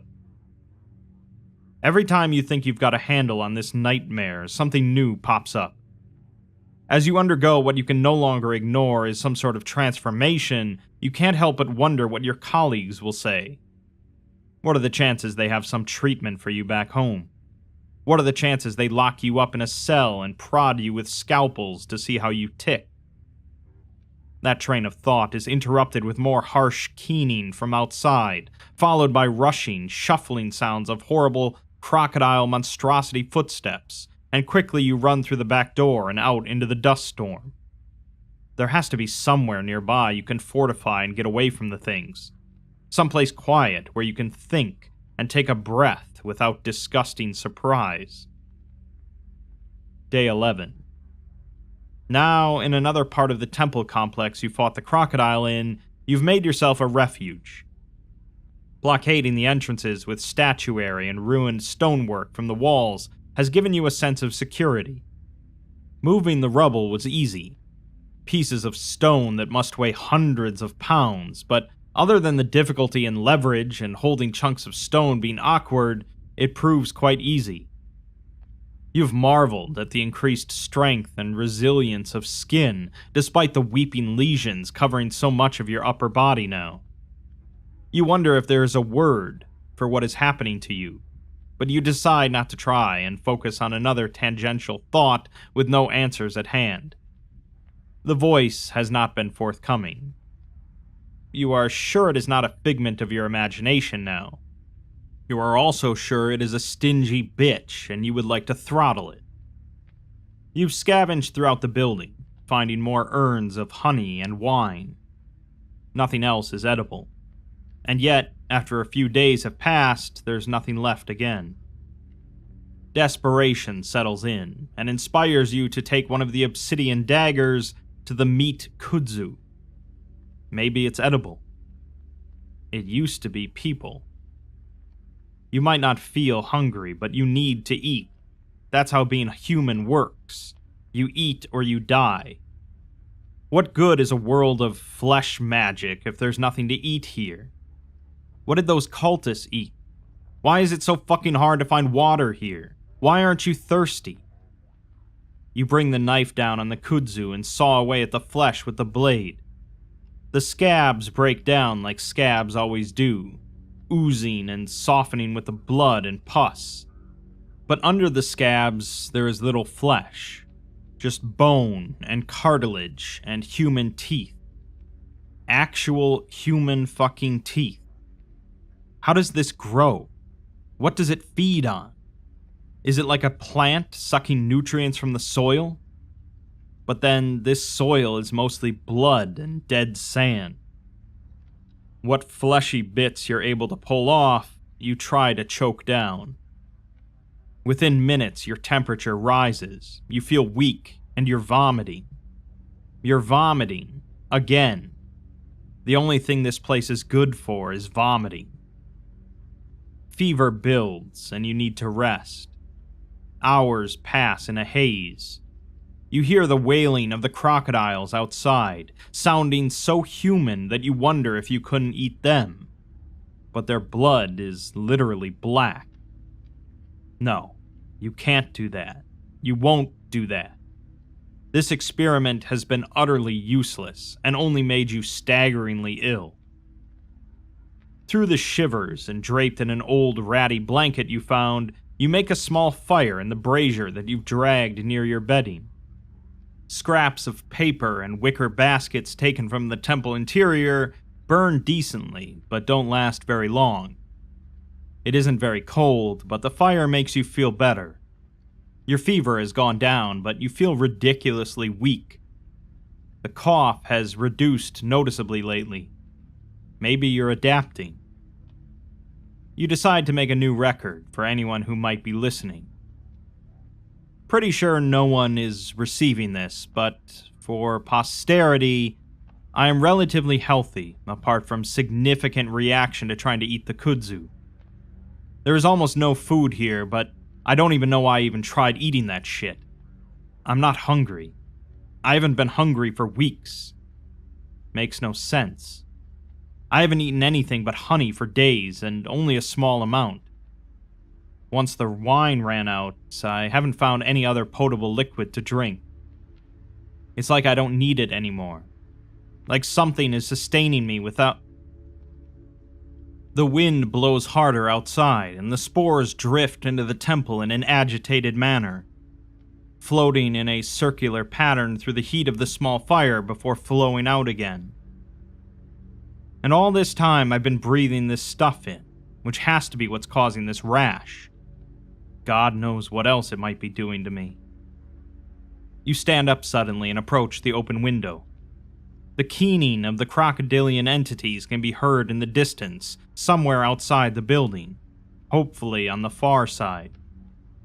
You take a deep breath, actually seeing particles fly into your mouth and nose. You don't cough this time. Something must be sustaining you. Something is changing you. Something is making you feel ill and yet stronger than you've ever been in your life. Something is making you a new person under the shell of the Margot Kennedy you used to be. No fucking way. You rest for a few more hours, having fitful sleep on the cold stone floor of the temple. You wake with a shout, then clamp your hand over your mouth. panic gripping your throat and chest in a vice. Those things are still outside. They never go far. But the dreams, they've gotten so real, so vivid. You decide it's time to memorialize them for the record. Maybe they'll mean something to someone. And maybe it will feel good to talk about them instead of trying to ignore whatever messages this place is injecting into your brain. I haven't mentioned it before because I thought it was just stress at my situation, but I've been having the most vivid and impossibly strange dreams since I came here. It started out as night terrors, dread, physical pressure on my abdomen, and hard to move. But then there was pain, confusion. In the dream, I mean, not just in my body. I'm sure I was asleep.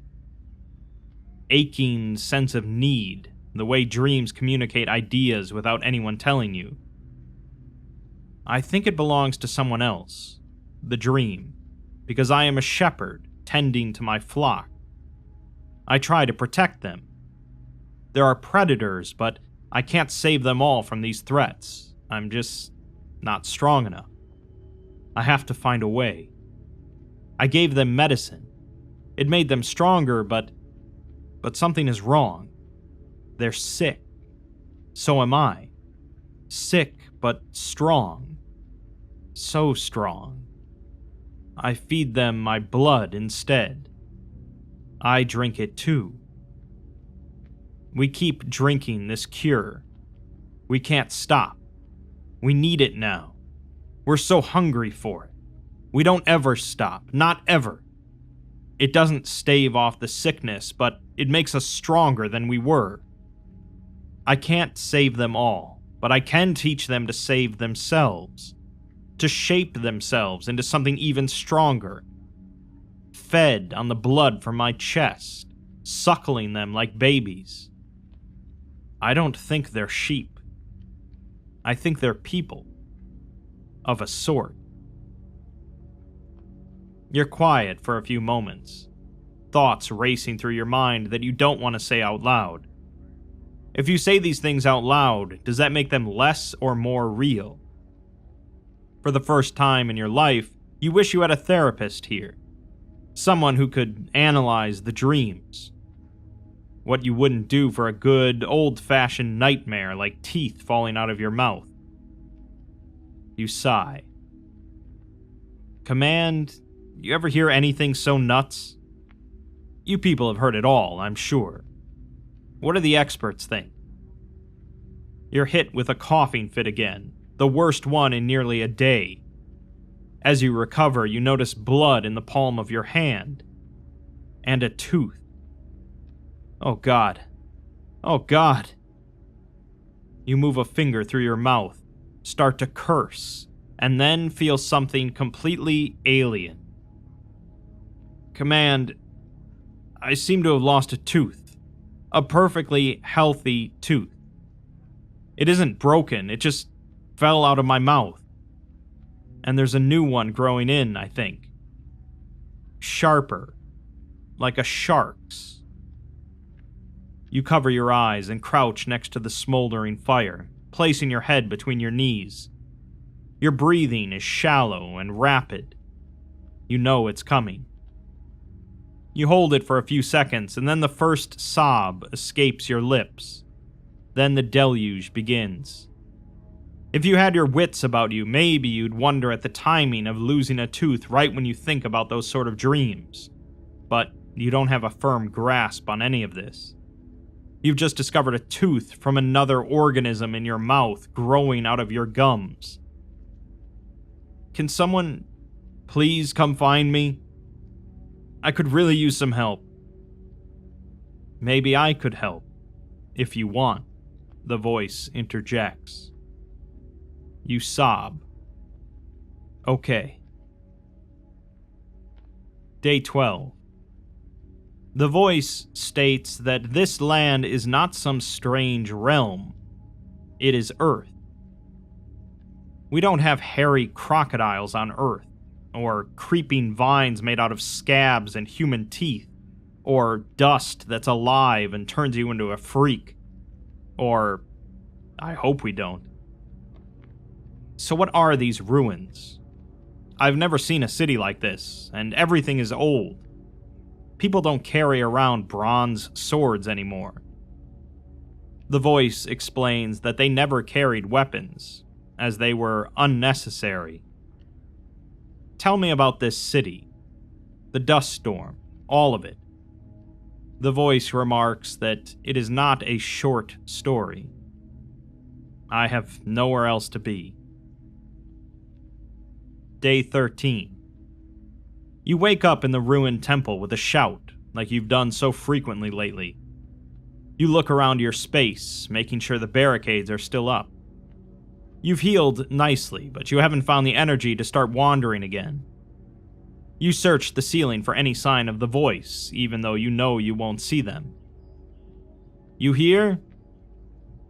The only answer you receive is silence. You think back to the dreams and wonder if they might serve some expert back home to understand what is happening to you. So you begin to transmit again. More dreams. Always with the dreams. Every time I close my eyes, it's this absurd shit. Dreams that aren't mine. Memories that aren't mine. An old man. His skin was dark, but his face was white with the ashes. Somehow, I knew the ashes were his ancestors, which he kept in a great urn by his bed. His nails were long, having never known a day of physical labor. This would have usually made me dismiss a person, but I admired him. I stood at his side. I was so small, and his shadow seemed to stretch on in the flickering torchlight. We were in a library of sorts. He held open a scroll, but not of parchment. I think it was skin. I could see a mole on it. He was blind, but no, he actually had no eyes, just flesh where the sockets would be. Even so, he read it all from memory. It was a duty. The symbols were unfamiliar to me, but like they were just out of grasp. I knew if I tried hard enough, studied long enough, I would be able to parse them. Oh my God, he was teaching me how to read. And in a flash, I saw his future. I saw his lifeless body skewered among the refuse of the city. There were hundreds of men and women, holding long metal tubes sharpened on one end. Carrion birds darkened the sky. He knew that was coming too. And despite that, he still chose to teach me. Me. Some nothing orphan with nothing to her name. I don't even know who he was. Day 18. You need to move. You need to leave the temple. Nothing has happened in days, withdrawing into yourself and falling into a depressed mood. You can't stay here. If you're going to get home, you'll have to save yourself. So it's time to go. Although, something has changed. You will no longer search for food or concern yourself with water. This world wants you to live. You don't know why, but the resistance to that fact is gone. You no longer feel the need to cough or feel nauseous at the strange transformation on your skin. Resting was good. You have perspective now, maybe, so you feel like exploring again. Even as you feel the changes burning through you, feel it worming through your flesh, ripping apart your cells and building up anew. It feels like an itch inside you, but it no longer feels like you're going to die. Not in any traditional sense. You're up on the roof of the temple, scouting the surrounding area. Night has finally fallen, as it does periodically here. You don't remember if you've mentioned the strange day-night cycle for the recording. You don't care. There's nothing less important than making a record of your time here. Maybe this was all meant to be. Maybe it doesn't matter in any way not connected to your experience of it. You focus on a fire in the distance and magnify your augmented vision to investigate. A crowd of humanoid entities gather around a bonfire. The fire appears to be the product of a gaseous vent rather than an artificial creation. They have constructed a series of pyramids over the gas vent, letting the fire silhouette the shapes of the structure. It is too dark to see what the materials are, but the structures do not burn. Although you can only see the individuals in silhouette, they wear tattered robes and carry primitive weapons, such as spears and clubs, which they hold up in the air. Are they human? Were they ever human? You see movement around the bonfire, and soon several hundred figures come into focus, dancing and shaking their fists at the fire. They strip out of their robes and only wear simple loincloths. The spores that normally dominate the sky suddenly break, revealing an enormous eye hovering over the burning effigy, high in the air. The eye is looking directly at you, you're sure. The blood in your veins freezes. You feel a pressure on the back of your skull. Livid fear rips through you. Whatever this is, it is larger than you can imagine. The eye must be nearly a kilometer in diameter. You can see nothing of the rest of the entity. You are fantastically grateful you cannot. What is that? You collapse on the roof tiles, flattening your profile. The eye burns a bright red, with endless stars shining within the dark of the pupil. You can't look away. It pins you there with its gaze, as if merely bearing its notice weighs you down with heightened gravity. It blinks, then focuses down on the revelry. You follow its gaze down to the things dancing around the fire. As one, they look up to the eye, and then turn in your direction. No. You get your sword, make sure you still have the gun, and climb down the outer walls of the temple, fleeing in the opposite direction of the humanoids. You look back after an hour of running. The eye remains and is still staring at you. You will not look in its direction again for hours. Day 19.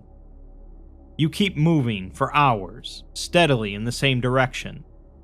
The crowd of humanoid worshippers continued to hound you for the first hour before most broke off and headed back in the direction they came from. Unfortunately, there are 4 that will not give up the hunt. Glancing over your shoulder, they lope after you on all 4 limbs. High above, the red glow from the eye continues to illuminate a cloud cover of the spores, but you can't see the actual eye anymore. These things aren't giving up, and you need somewhere to fight back. Ahead, a large boarded-up hall rises from the sand. It's several hundred meters long, but most of the roof has caved in. You burst through the rotten wood and find several hundred ruined pews made of bone and cartilage. You push together some of the ruined pews into a semicircle to give you some barrier between yourself and the open door to the hall. You pull your firearm and check the ammunition. Only 7 rounds left. I'm really screwed here. The voice tells her that they are lost, their minds shattered. Such was a time they were of the people. Lost or not, they're following too close. Most of them have fallen back, but there's 4 of the bastards who just won't give up. Whatever they want with me, it's not something I'm going to like. The voice states that she is most likely correct. Well, while you're speaking to me, what were they doing back there? Seeking to appease those things that rule here. I do not know them. but I know them. Servants of the great Winnower, faceless manifestations of primordial chaos. They seek to breach into the world, but were restrained in this place. Anyone ever tell you how cryptic you are? The voice ignores her, instead stating that they approach. The four individuals enter the space in the gloom. What light enters the ruined structure similar to early morning in baseline, but tinted red. What you wouldn't give for some sunlight. Now that you're not running, you can finally scan their appearance. They're vaguely humanoid, but with varied mutations. Horns on the face, skin covered in red scales, spinous growths emerging from the feet and hands and elbows, creating elongated bone spears piercing their skin. All four are completely naked. They spread out and begin advancing towards your position. You rise, firing the pistol 4 times. 2 shots hit the lead thing in the chest, knocking it down. The next 2 shots find the head and throat of the next entity to the left. The remaining 2 rush your redoubt. The first leaps over the barrier. You fire wildly and miss with the last of your rounds. You pitch the gun at one entity's head, hitting it like a rock. It stumbles, bleeding profusely, and falls to its knees. The last entity reaches for you and you punch it in the chest, knocking it backwards with such force that it hits the barricade and slumps. You draw the sword. The entity hit with the pistol begins struggling to its feet as the slumped figure pulls itself up using the barricade as support. The 2 approach slowly. You give ground slowly while brandishing the sword. The entity with the head wound rushes, and you swipe the sword across its body at a diagonal slice, catching it in its lower torso and tearing through to its clavicle.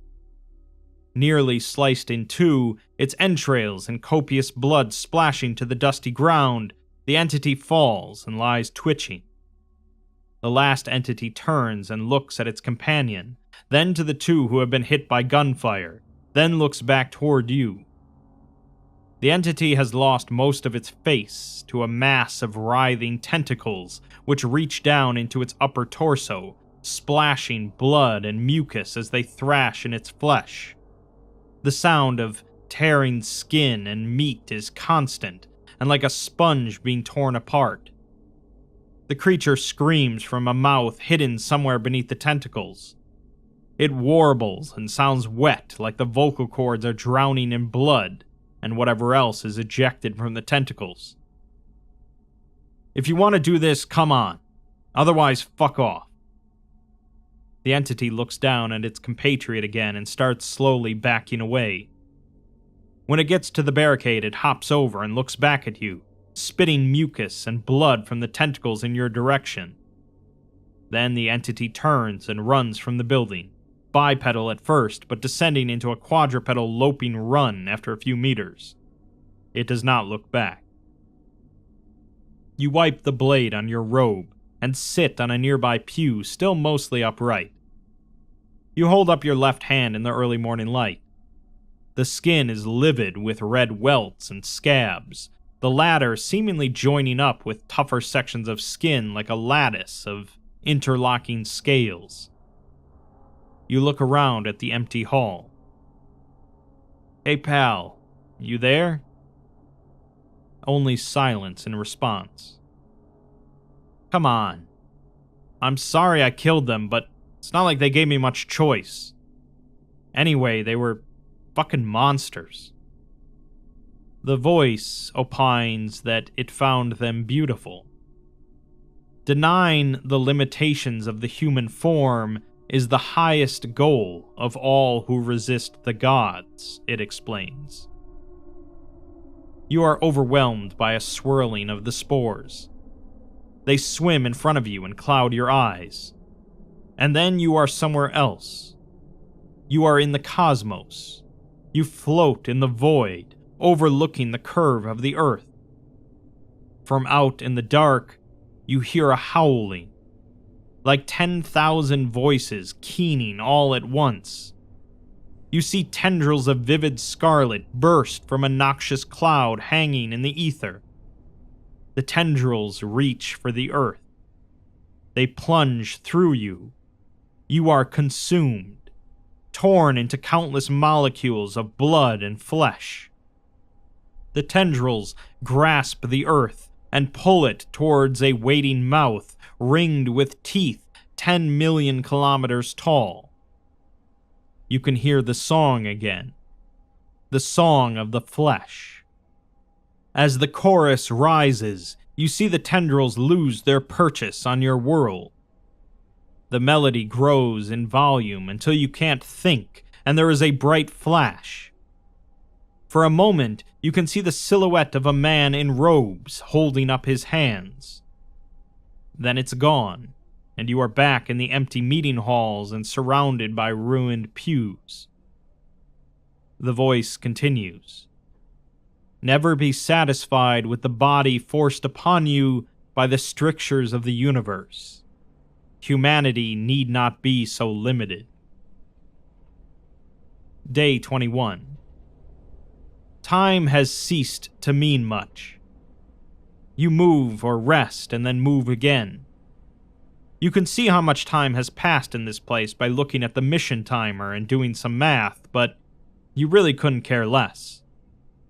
You move south, or at least what you assume is south based on the light.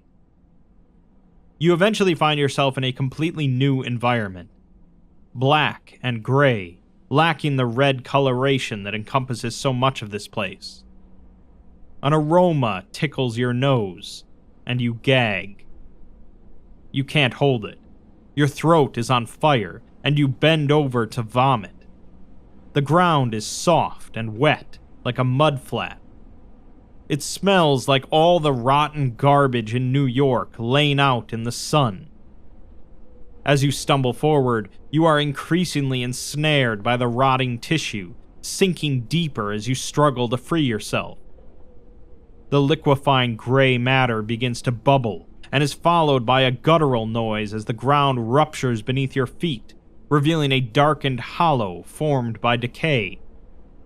Your vision goes dark as you slide through the foul material, tasting some as you submerge, as the material is forced down your nose. You hit a hard floor with your face slightly cushioned by the rot. You vomit again and lose consciousness. Day 22. Somewhere around 6 hours have passed after losing consciousness. Your augment scales down to low light, showing a hallway of an intelligently conceived structure. Organic in design, similar to a hive. The hallway and doors all resemble the ventricles inside a body, like sphincters and tubes to connect the various mechanisms of an organism. The material is a white-yellow coloration, and has a smooth, hard surface, clearly organic in nature, but appears inert rather than a living tissue. Hello? There is no response.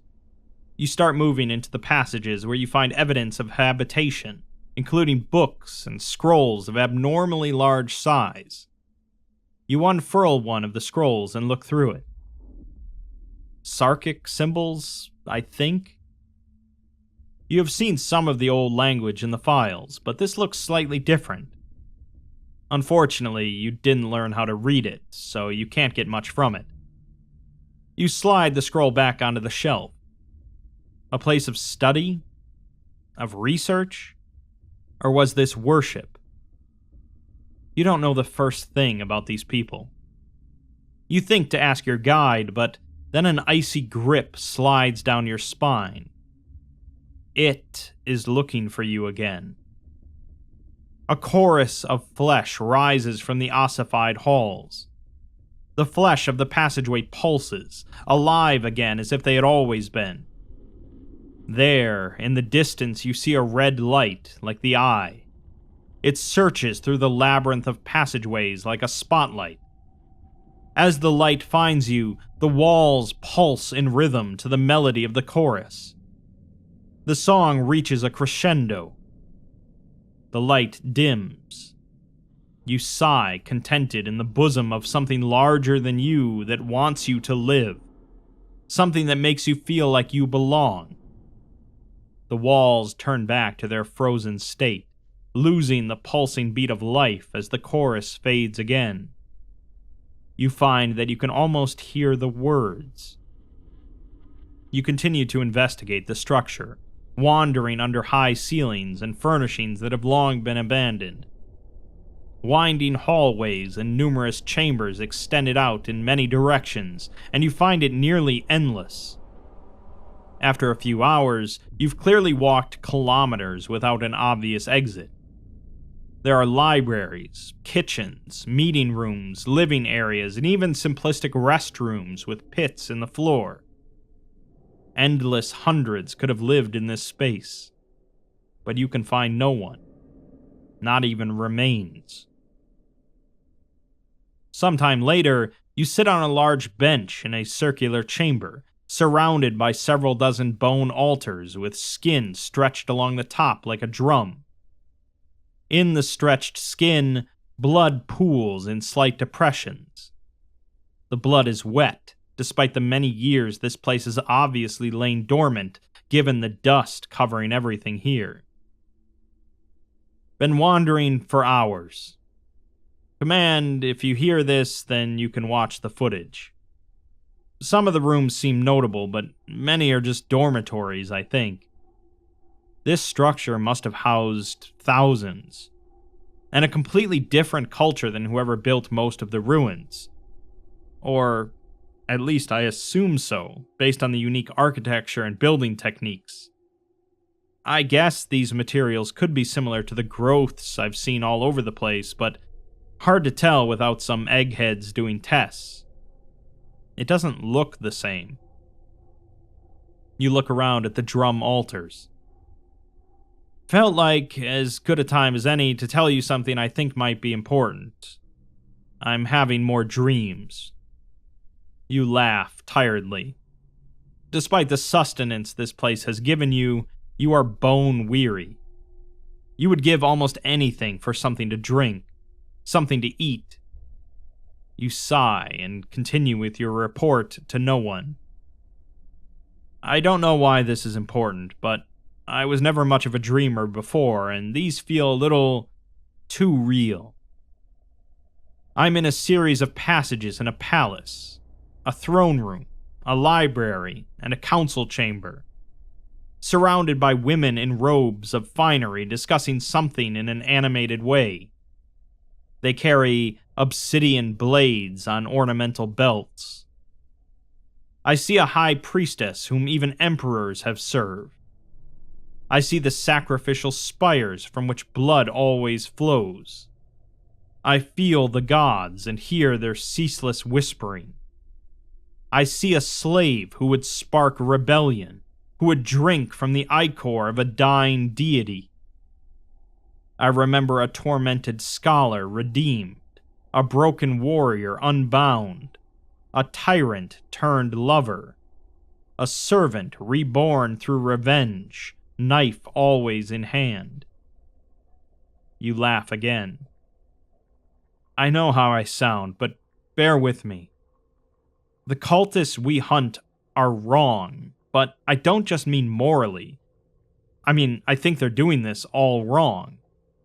Hidden beneath their interpretations, their rituals and sacrifices, their yearning for power, somewhere among the oldest of their myths, is something true. You touch some of the blood pooled on a nearby altar and bring your fingers to your lips, tasting it. We can learn from this place, from these people, whoever they were. I can learn from them. Day 29. 7 days vanish behind you in a haze. The voice teaches you. You read the scrolls. You touch the blood and commune with it. You dream. But eventually you need to breathe free air, even air tainted by the spore. You emerge into the red sunlight. the drifting masses of the spores floating on silent wind. The flows react to your presence, drawing closer. You take a deep breath, absorbing them into your lungs, your blood, your breath. Much better. Spent too long down there. You turn and look back into the tunnel from which you emerged, showing the organic labyrinth you fell into almost a week ago. You're surrounded by the black and gray organic substances rotting in the red sunlight. The smell no longer bothers you. I wonder what happened to them. They were making it work, enough for a large group living together. No indication of struggles or civil strife or whatever. But they just up and left. Meals still on tables, scrolls laid out on desks ready to be studied. You stop and listen to the whispers. Became what? More than they were. Alright, fine, but who were they? I don't know that word. Deathless. That sounds ominous. No, yeah, I get it. Carry a big stick, but that means they had enemies, right? You had enemies. These were your people, I'm guessing. Now that's a word I remember from the files. Machine freaks. Big on the ye old clockwork and cogs. You hold the bronze sword out in front of you. Your hands are visible in the light. The skin has uniformly changed color to a deep crimson, mottled with lighter patches and resembling the scales of a snake, glistening with oils. The changes no longer bother you. I get it. That's why the sword and the armor. It doesn't bother you I kept this, does it? Good. I'm glad. After everything you've done for me, I'd hate to offend you. You start walking again and then stop.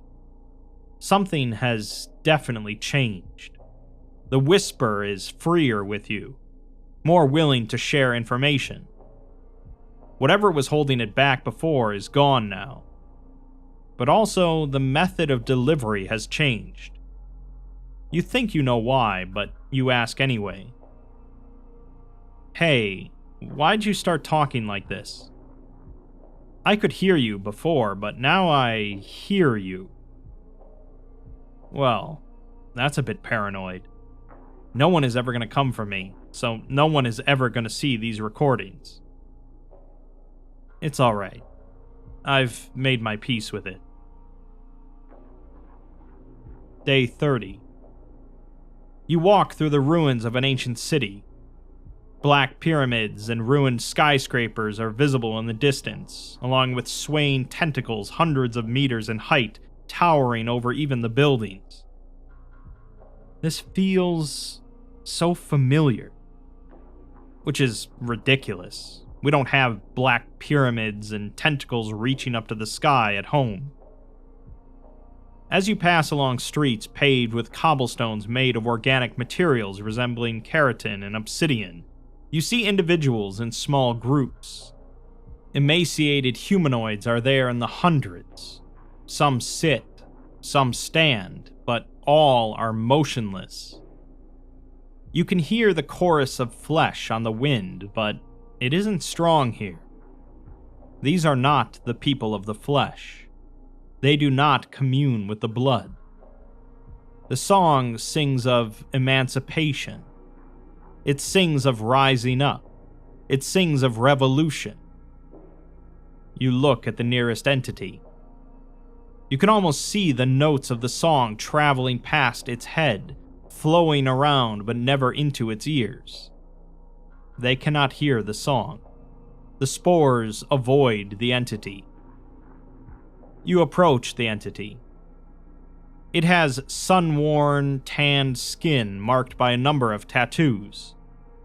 It wears golden bangles and necklaces, but is otherwise nude save for the tattered yellow silk that covers its head and shoulders. The entity looks as if it were human once, but has undergone significant mutation, like those who attacked you days ago. Around the horns jutting from its brow, the skin is puckered and festering. Overall, the entity looks dehydrated and starved.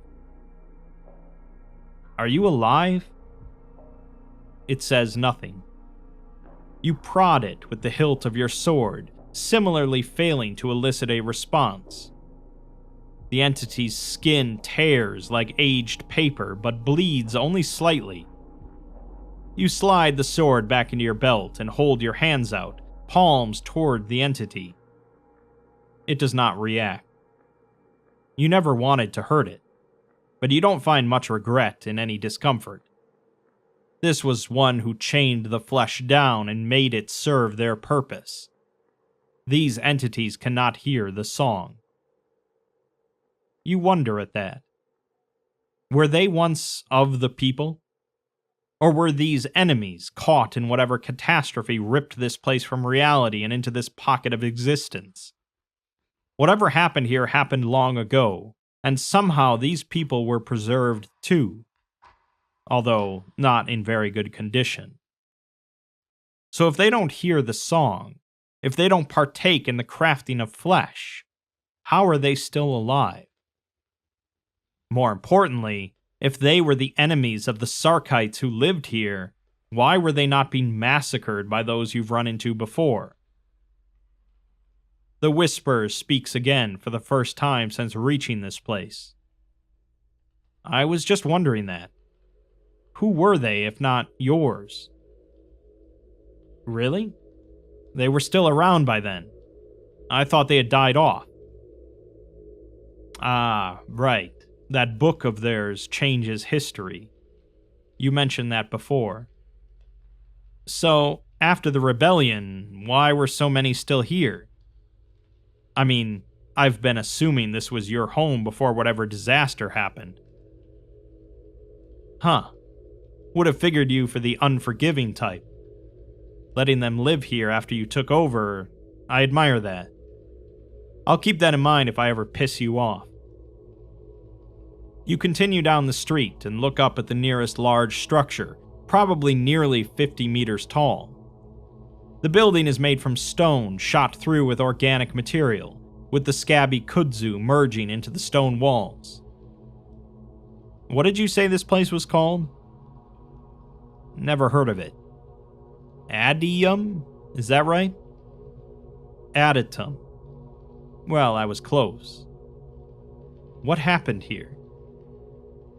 You listen as the whispers say more words in a row than they have ever since you first spoke. It is full of regret. It does not want you to fear it. Hesitant and quietly, the whispers continue to describe the doom that came to this place. The doom that they wrought with their own choices. You don't want to rush them, so you let it all tumble out. When they're finished, you feel sorrier for the voice than you have for anyone else in your life. But also, you can't help but judge them for what they've told you. I don't... But why did you do that? I don't like that at all. Sounds too close to ends justify the means. You know what? Let's talk about something else. You mentioned your family. Tell me about them. Disciples? Like Jesus? No, if you don't know who he is, I don't see a need to explain. Okay, so they were your students. How many of them? 4. That's it? Oh, right, okay. There were more later. That makes sense. What were their names? They speak to you of the librarian, and the lover, the spy, and the warrior general. You wonder if you'll ever meet any of them. If this one is still alive, even in a disembodied way, maybe they are too. You can set aside your anger at their actions for now. You have all the time in the world. Where else do you have to be? Do you miss them? Aw, that's very sweet of you. The feeling is mutual. Day 34. You haven't stopped for days. This city goes on seemingly forever. Endless multi-story buildings, many of them crushed under unseen and unimaginable forces. The spores flow in and out of the buildings. Strands of organic tissue stretched between the structures like a spider web of gossamer fats and ligaments. The strands sway in the wind in time with the chorus. As they move, they toll like tuning forks played in rhythm with the verses. You feel your vision cloud when the tone becomes too loud, but you never lose your footing.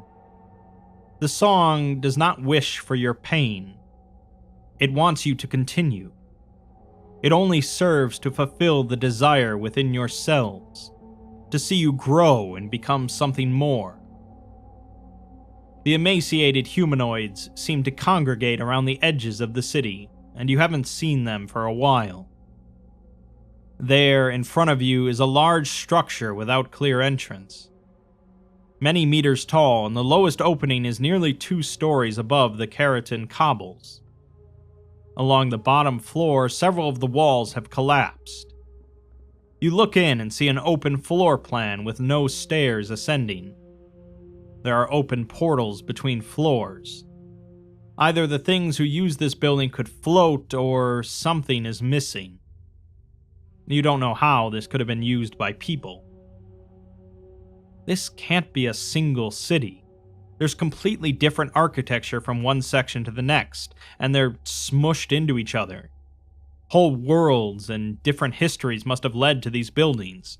I mean, what even lived here, for example?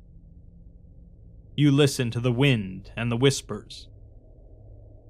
The graveyard of reality. That's a phrase you don't hear every day. If this is the end...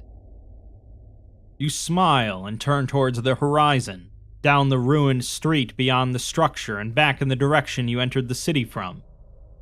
Somewhere out there, the Eye and its devotees search for you. Right, it's still here. Not the end, then. Just a stuttering, half-aborted fetus of a conflict dragging itself along. You bark a harsh laugh. Never been accused of being a poet. Skipped creative writing in the whole combat training regimen. You continue to wander the ruins and approach the edge of a cliff. Over the side, you can see a landscape of tormented faces and malformed fetuses the size of mountains. They line the inside of a canyon nearly 1 kilometer in diameter and several hundred meters in depth. You sit down, dangling your legs over the edge, and stare at the colossal aberrations for hours.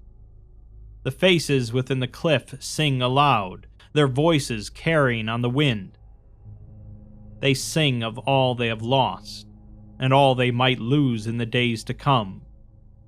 They sing of blood and ageless beings and the war that never ends. But mostly they sing of eating the gods. The voices sing without words, just meaning. Meaning and blood. For the first time, you join the chorus, letting your voice rise to the melody.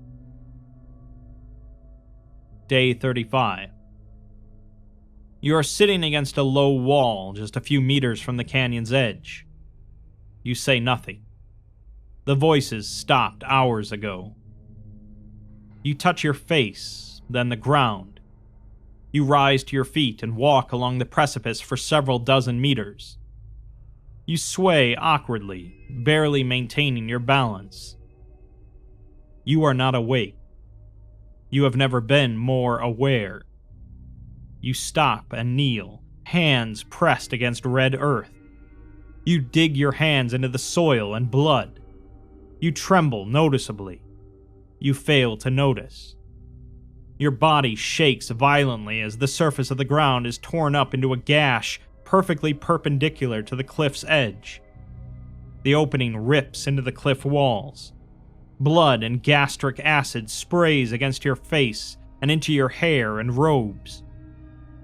You crawl forward into the fissure and through a mucous membrane until you emerge into a downward angled tunnel. You crawl for hours and hours until your hands and knees are bloody. You stop and lay your face against the slick material of the tunnel. It pulses beneath your cheek. You sleep. Day 36. You startle awake and look around you. You do not recognize your surroundings. You are in a long tunnel made of soft organic tissue like an esophagus or intestine. Your breathing rises as you feel the panic rushing to your throat through your chest. Where? What? Into the bowels. But how? How long? Your voice. Yes, I hear you so much clearer now. It's less a hearing and more a feeling. I see through your eyes too, yes. That's what the dreams are, right?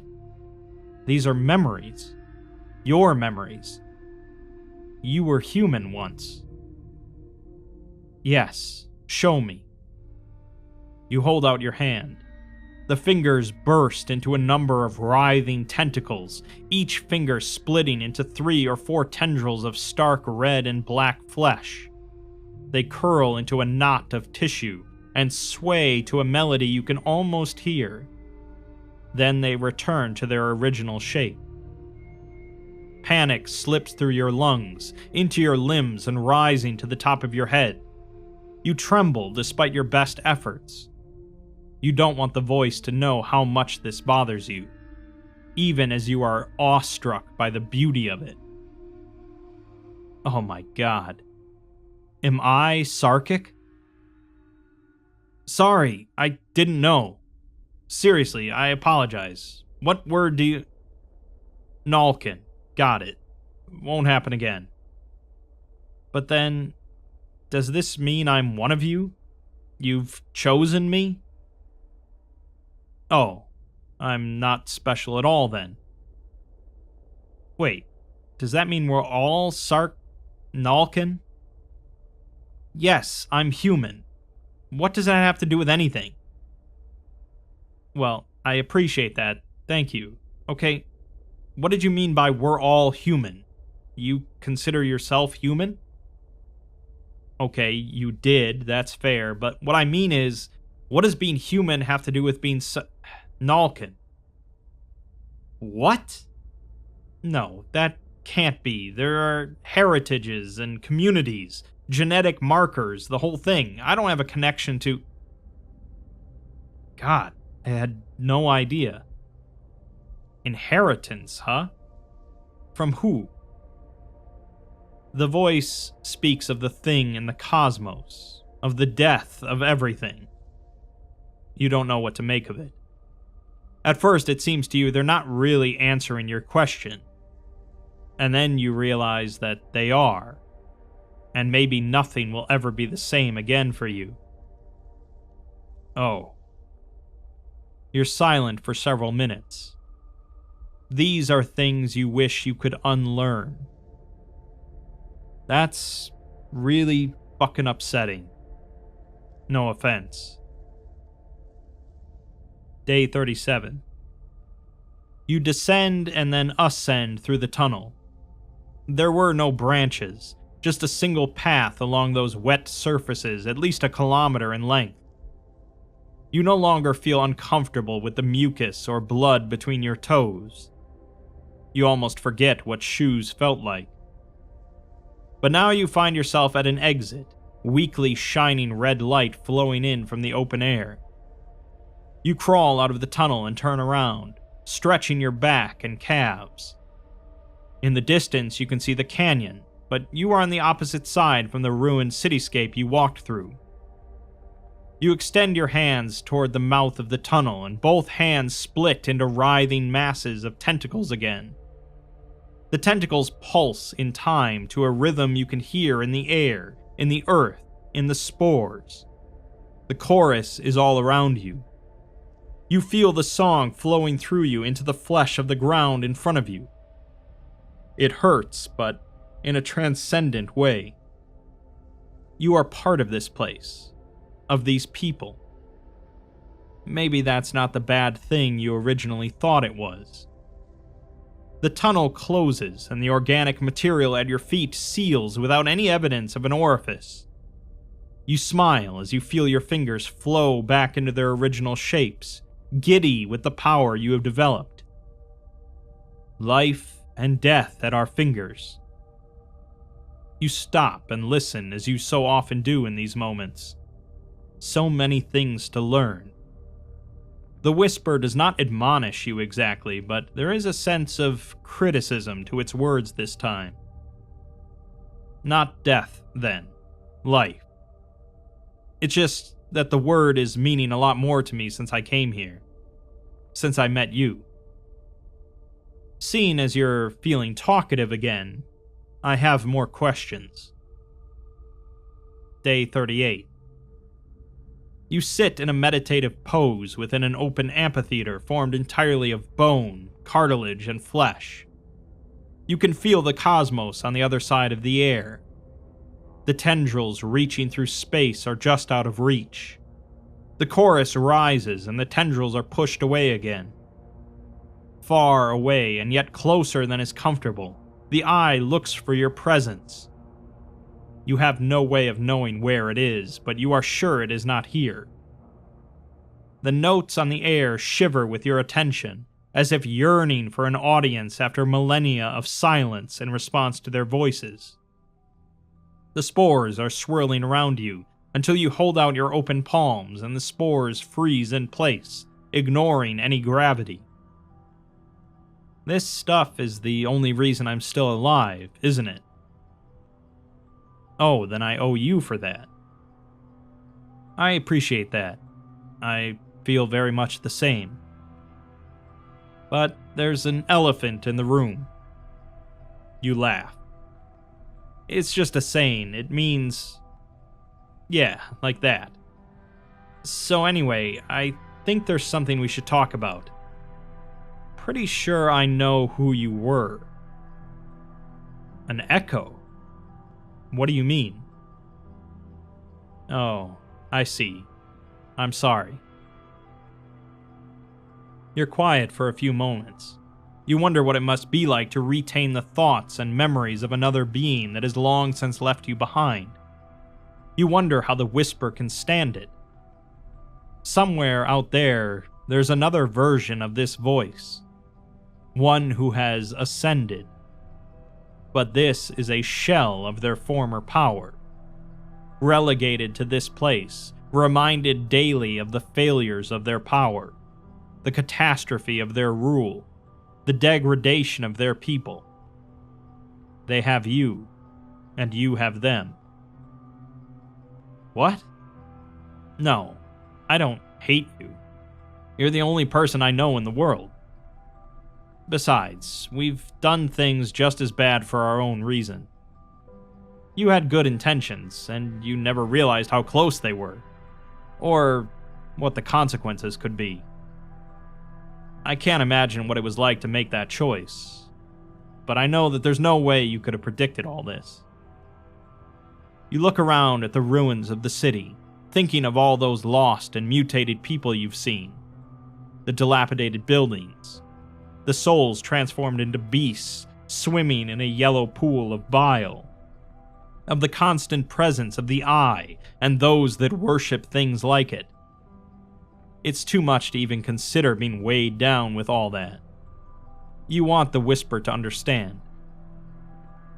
No, look, I'm serious. I can't judge. It's too big for me. You spent so long trying to protect them and found out the real danger wasn't the people here. Although... okay, fine. It's just that you're so concerned with the people, but do you know what's happened since this all went down? Sure, some of them, but not all. More importantly, the assholes have found your bag of tricks. Okay.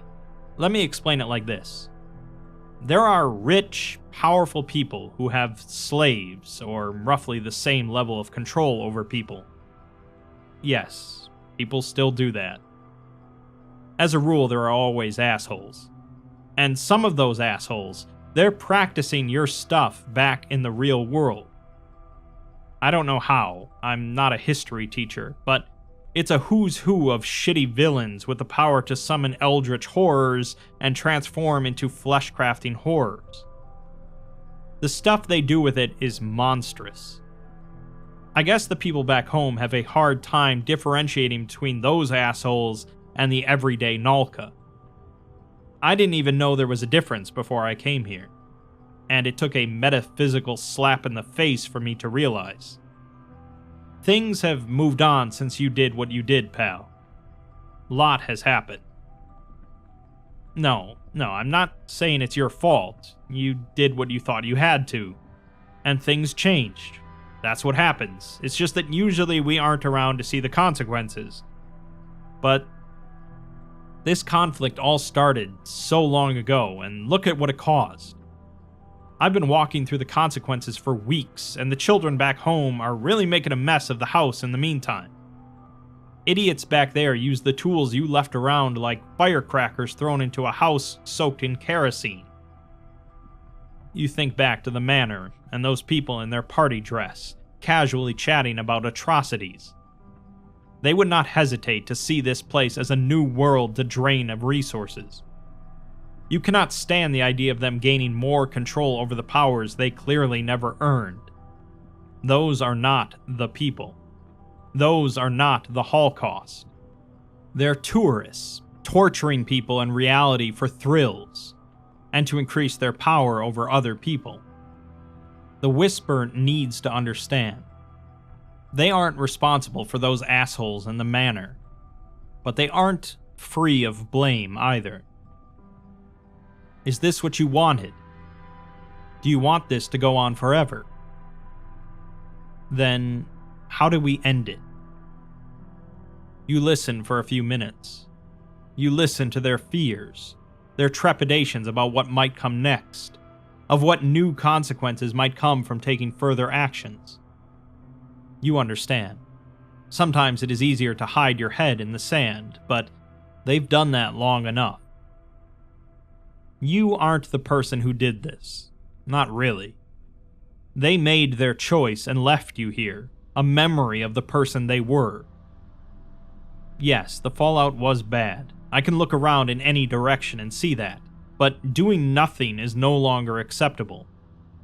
Unless you want the spoiled princes of our world to inherit your gifts and bring the whole of reality down with their blind grasps for more power, you need to do something. We need to do something. They speak and make a request. You hesitate and then turn off the recording on the augmentation in your eye. Day 42. You turn the recording back on. You're perched upon a high structure, looking down at a small village community of individuals. Each of the entities are mutated in similar ways to the humanoids that previously attacked you. The village structures are constructed with the organic growths shaped like reed huts, seemingly grown into housing and community spaces. These people can hear the song. They grow within the fingers of the spore cloud. They tend crops of living flesh, bone, and sinew. They develop within the verses of the song. They grow within the voices and add their own to the rising melody. These are of the people. It makes you glad to know that not all who are trapped here succumb to the worship of eldritch horrors in their fear. Relax, I want this recorded. I know what I'm doing. You were telling me about the enemy, the Archons. Keep going. You're sure all 4 are locked out? What do you mean, most? Oh, Jesus, but if one of them is back home, isn't that the end of the world? Well, if you're sure it's asleep. I'm confused, though. Aren't they here? The thing in the sky. Oh, fuck. That thing isn't asleep. What's to stop it from coming through? Are you sure? I got here, didn't I? I told you about that. I'm positive. At the manor, owned by one of the cultists. The rich assholes I was telling you about. They opened some sort of portal. Looked like sucking chest wounds. I fell into one, and that's how I got here. There are. That means there's an exchange between this place and home. Well, then I think the Neos were trying to tap into something over here. And if they are still here, as you say, that makes sense. Maybe I should go back. Someone needs to stop the Neos, and the Foundation won't know anything about this. We can't allow them to contact that thing in the cosmos. All it's waiting for is an invitation. You stand, turn away from the window you were looking down on the village from, and start descending a dilapidated staircase. What would happen if you went back? Would the Foundation listen to you? Would it matter? If you could stop the Neo-Sarkites from reaching this place, wouldn't that justify further oppression of the people who happen to share a tradition with them? No. Not anymore. That sort of logic feels hollow to you now after the time you've spent here and the death you've seen. Something much bigger than the Foundation is at work, and they don't know the first thing about it. The Foundation isn't equipped to understand what is at stake. You no longer trust them anyway. Standing at the entrance of the building, you look out towards the village again. The fingers on your left hand grip the pommel of the sword tightly. You sure about this? Of course I do. I've listened to you every step of the way. I know it took me a while to get on message, but I'm with you here. It's just... Okay. Hope you're right. You begin walking toward the village. As some of the entities notice your approach, you raise a hand in greeting. You reach up and turn the recording off again. Day 51. You haven't turned on the augmentation's recording device for more than a week, according to the chronometer. But this is important. You can't let it go without giving the Foundation something. They can do some good, even if they are woefully ignorant. Even if your benefactor wants you to forget them, you can't. You might not trust them, but you know they can have an impact. When the recording begins, you stand above a hole in the ground. Although located in an artificial stone structure, the hole resembles a deep, infected wound, similar to those you saw during the destruction of the manor. If you listen to this, I think they're trying to help me. I followed their path and found myself at a new fork in the road. This hole could represent a way home. One like it brought me here, after all. But I find the idea of returning to be noxious. I've changed so much. This place is inside of me, and I find that I like it. If I came back, I would be caged, dissected. I understand protocol, and wouldn't hold it against any of you. Probably. I don't trust you anymore. Maybe I never did, but I don't trust myself either. If I came back, I couldn't stop myself from bringing you down for everything you've done. What I've done for you. In the name of preserving the status quo. But the information I have, I think it could help. Not help you get a better control on these people, who are very much my people. Our people. No, I think it would help you understand how outmatched we are. How irrelevant to this conflict. Even the cogwork aren't relevant. They were only ever a hurdle, a distraction. The war is still going strong, and it doesn't even involve us. We just bury the bodies, so no one freaks out about the weird things that make up our world. And if what they've told me is right, we're all the same. Humanity is Nalkin. There's no appreciable difference. Anyone can learn how to do what they do. And what they do has a purpose. A grand purpose. One intended to protect our world. We have more in common with these communities than we do with other groups of interest. So I leave you now with a final report. Take what you can from these records. Keep an eye on those Neo-Sarkites. If they get their hands on this place, the world is over. No exaggeration. We all die if they find their way here. The Nalkin people are not your enemy. They are also opposed to everything the Neos are doing. Someone in the Foundation needs to realize this and start working with them. Because you don't understand the first thing these people are capable of.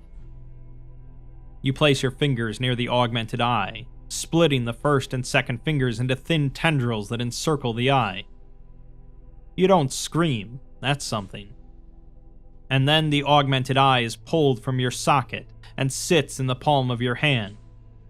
You turn the eye towards your face, and you see through two perspectives for the moment. Your one eye socket is a mass of red and black, bleeding freely. The other eye is yellow, and you begin pulling at the blood-stained bandages that have wrapped your body for weeks, revealing the unusual growths which have formed all over your body. You hear the rising chorus again, and the empty eye socket begins to fill with a gray orb. Then slowly the eye forms, and it is yellow like your other remaining eye. You smile into the camera. There's something you need to accept. Everyone you've ever met, ever loved, ever hated even, every single person and thing that breathes, in every twist of DNA, in the memory of life as it crawled from the muck into the air and took its first breath. All of it comes from the same thing. An endless, unknowable God that's just outside in the dark, waiting for us to open the door and welcome it in. Already your death is waiting for you. And it is inside you. It is you. Is me. The only force that has shown any effect are the people we have been oppressing since we discovered them because they have something in common with some rich assholes. Wake up. Take this. See what I've seen. Write it all down and lock it away. Maybe you'll learn from it. Learn like I have. It's the only chance you have. Maybe one day we'll meet again beneath these rose-colored skies. If we do, I'll be ready. You set the eye on the ground near the edge of the hole, then turn and walk slowly into the shifting spores. You see the bandages fluttering in the wind. You see your retreating form. Then the vision goes dark in the eye as it begins sliding back into the orifice. You keep walking. It's noted that several organic apertures have been discovered within the crater where Croy Manor originally stood. Based on the above record, a proposal for unmanned exploration of SCP-001 is under consideration by the O5 Council. Alright, so Kennedy didn't make it back home, as we figured, but it turns out that she's not actually dead, as would be expected of heading into that place. Instead, she's pretty much converted from being a Sarkic hater to a Nalkin lover. She sent the augment back to try and inform and warn the Foundation about what exactly is going on, with both that reality and the Neo-Sarkics. This all revolves around Yaldabaoth, a cosmic entity believed to be responsible for creating humanity, although this was merely an incidental happenstance as it consumed other gods and worlds. Yaldabaoth is locked out of our reality, mostly thanks to the broken god becoming broken to prevent that from happening, but it also has the Archons, its servants. These faceless manifestations of primordial chaos are much like Yaldabaoth, and also represent a significant threat to existence, but so far they've been pretty well contained. One of them is located in our reality, as SCP-4140, although thankfully it's kept asleep by constant music. This alternate version of Earth, however, is not so fortunate, and the Archons have much more presence there. The giant eye that was tracking Kennedy was one such Archon, which has driven much of the remaining population mad and into its service. The Neo-Sarkics of the Foundation's reality are attempting to bridge the gap between their reality and this graveyard of realities, as they revere Yaldabaoth. In doing so, it's very possible that they'll succeed in letting Yaldabaoth in, and then pretty much everything's over. Kennedy knew that going back home wouldn't really do much, as best case would be that she gets locked up and prodded for the rest of her life, so she decided instead to just send back her recordings. Now she'll spend the remainder of her time with the other Nalkin there, as well as the voice, which appears to be the consciousness of Grand Karcist Ayun, left behind after he ascended to godhood. It can be difficult, even for me, to keep track of all these various canons, especially when they all involve the same entities and organizations with drastically different storylines and personalities. This article, of course, subscribes to a pretty classic interpretation of Sarkicism, which makes sense considering that it was partially written by Sarkicism's creator, Metaphysician.